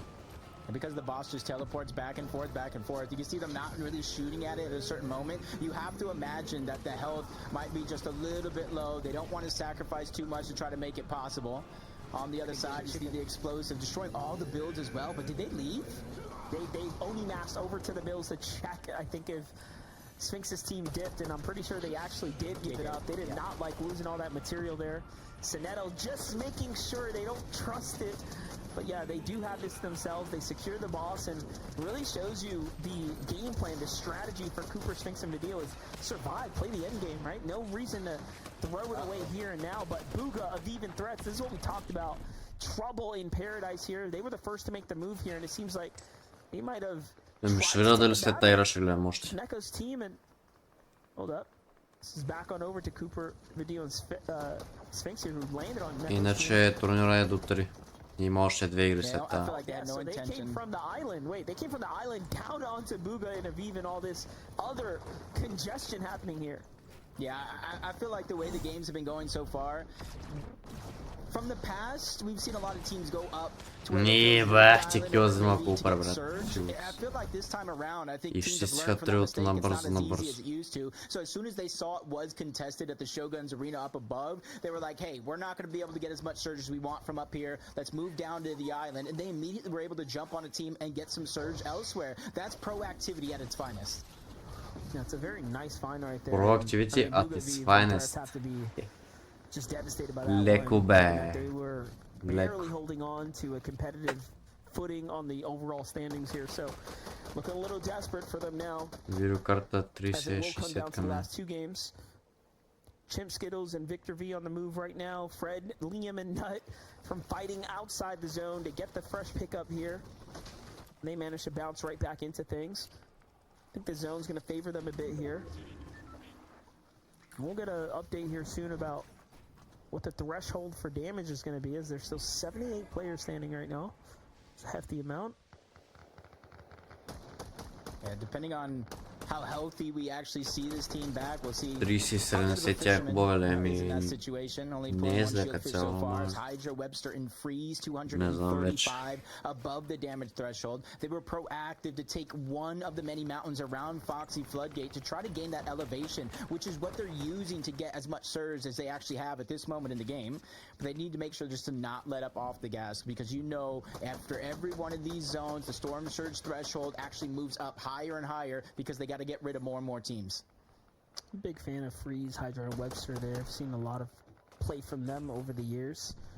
But back to А, те са взели само един кил, аз викам, че ще са убили трио. Makes sense as to why they wanted to dive on a trio now. They haven't gotten active this game just yet. No real damage. They're only 6 below. Ами ако са на PlayStation 5 са трудно да станеш про. Off to the edge they go. They need to get in there. They're going to do it now. It's Threats, Booga, and Aviv. So from the pickup here, from the fire, they tried to rise, but it's all smoke and ashes now as Cooper, Vidal, and Sphinx make quick work of Threats. And Threats was the healthiest on the trio here. Unfortunate for Aviv and Booga. But hey, they're still alive. Yeah, good opportunity to get Aviv back, but it's come at a huge cost. Exactly what you said. One of the healthiest players on your team down, and you know Aviv virtually has nothing, being rebooted right back, so it's really going to be up to Booga to try to get as much of the resources as possible, probably lead the charge. You see him going right back to the team where a couple of eliminations had previously, and that's what they're just trying to scavenge any of this loot, give it on over to Aviv, and potentially, if they're lucky, get Threats reboot card back. Yeah, even if it's just a couple of mats, right, it would be something. Бога са лепне една 200, брат. Ей. Doesn't seem like it was worth anything. A full team rotating through their builds, by the way. The zone ends up going south, and Aviv caught in the mix there. Бога може и да не мейкне грант, бате. Тъй като е тръгнал. 84 точки. Май толкова ще останат тази игра. Другите две игри трябва да направят нещо.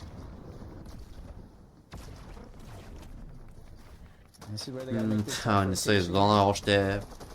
Luckily for them, as I look at the mini map, there's a duo that's next to them, another solo that's nearby. So да, поне са заобиколени от някакви умни хора, ама виж какво става навътре в зоната. Трио отпред, трио в тялно ляво.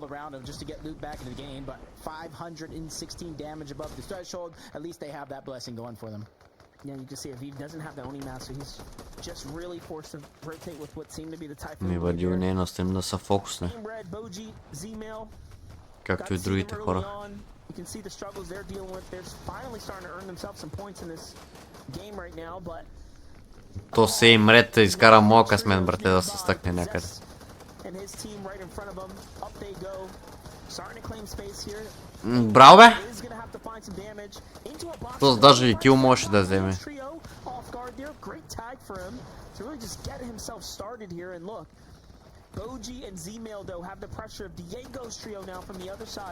То 21 леле трилото отдолу влена.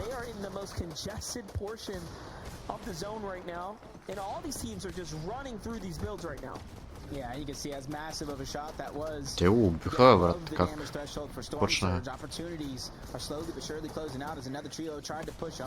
What? Resources are out the window, but there goes DK, big shot on him. They get the elimination and immediately snatch that bomb up into their box to get the resources. Okay, they might be back in action now a little bit here. Very much worth it. Owning mask comes out of it. 15 charges as well, so they're gonna get moving now. Буга остал като сол. Топ 20.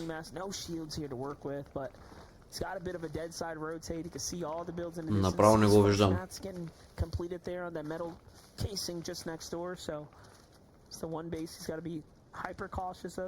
Има две маски, няма 77 билда, ако имаш някакъв шилд за топ 17, те кошне поне за някакви точки. I'm looking at him only having 2 charges on his mask, so using it now means he won't be able to survive with it later on in the game. It's just troubles upon troubles stacked up against Bugha here, who's at a solo. The same thing could be said for Veer, Scare, and Soneto down below. Second place so far on the day in consistency, but they're 184 below the damage threshold. Means they might quite possibly have to make a risky play in order to get above. You can see how that medallion is really coming in handy here. Complete invisibility while sprinting right there. Makes for some very interesting opportunities to try to play for those side angles. Те много забавиха ротейта, брат. Маля и 200 бело. This is not where you want to be. Pressure coming in from everywhere. No heals left for Veer. Scares down and now. Can they find some tags in the trade? No, Veer's out. And this is it. It's up to Scare now. He did manage to find some shields. He finds some extra mats too, so he might be able to hold on, but the lobby seems to be super thirsty. I was going to say for a moment, at least Veer didn't go down in vain because Умре. he got him above the Буга threshold. жив ли е или? Goes from one tough И той е spot to загинал. the next. He goes down by pikes. They pick up all that loot. Буга е жив. Добре, почва 3 точки тук. You really have to be conscientious of the surrounding terrain. You see all the mountain ranges. Even this zone here will have different elevations as it goes down the mountain to the bottom of that riverside. I'm curious now if whether or not Топ 16. Тук Буга мога да кошне, I guess, ама на White, ако хитна само един път е GG. Топ 15 кошна Буга. Тези 9 точки не е малко. Мисъл, може да е диференс да клауне.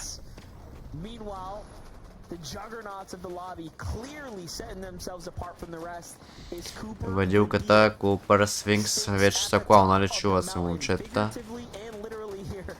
Играят се го тяхната. Те даже ако в момента клаунат с победа, помагат на Буга да ти има.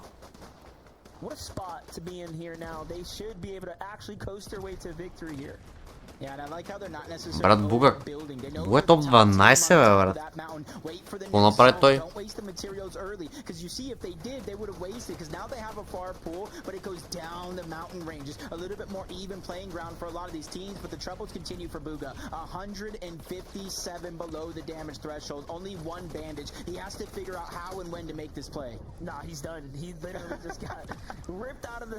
Топ 12 умре. Еми Въдил дано да луна тук тази игра. Trouble down below here for Skittles, Chimp, and Victor. A lot of teams we're seeing in this 90 to 110 point threshold starting to fall now or face troubles. It's going to be a very, very close game 4 that we're setting up for right now. Skittles though with a wonderful refresh there, the siphon keeping him alive. Skittles го сеха на едно вей. Още един патрон им му трябваше.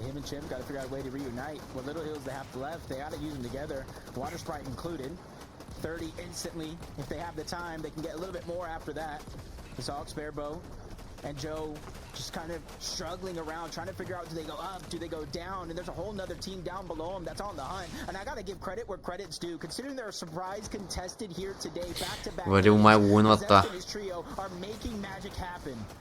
They're a tough spot to be in. The zone's going back over the water. Cooper, Vidal, Sphinx don't have anything to worry Сега about. представете ли си да дадат победата на някой друг, като Middle East? The other teams, it's going to be hard to break through all this. Do they have the firepower to do it? Looks like it. The ammunition counts are seemingly decent at the moment, but what's happening down low is Chimp and Skittles, Victor V, just trying to hammer their way through the builds while they can. This is a two-man fight right now for them. Meanwhile, Jojo and Aoxy are the only left alive here. Intake, Pikes is down and out. Jojo needs a refresh. They end up swapping medallions there. He's off to the races as he's left to try to clutch this one up. Aoxy's like, I don't got mats, bro. Just go. Do what you gotta do. He's gonna try to find eliminations here on the backside of zone. He's got one in sights.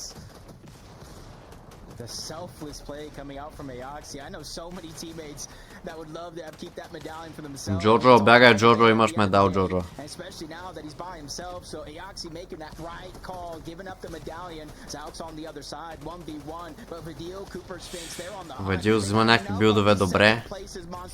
Върши се на хайграунд. 10 кила са. Топ 6. Остава да направят още едно second place. 5 игри second place, за да направят направо шаповодия им. Джорджо все още държи. 0 кила е. 0 ще остане също така. Някакви взимат медалона. Какви са тия, братле? Слот, Херкс, Мюрокс. Са някакви рандом цифри тримата, братле.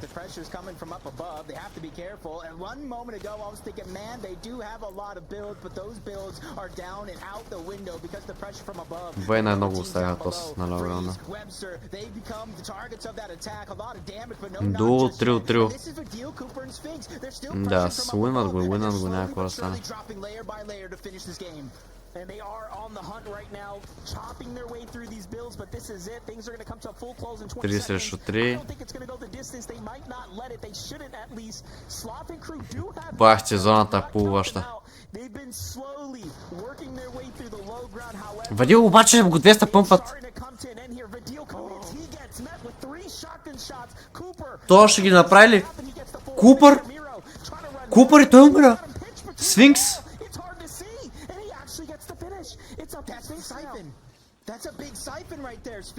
Маля за малко да го загубят, брат. Holy fuck. Ле. Бах ти помпите набиха тези, бате. Шаха да имат още едно второ място, верно.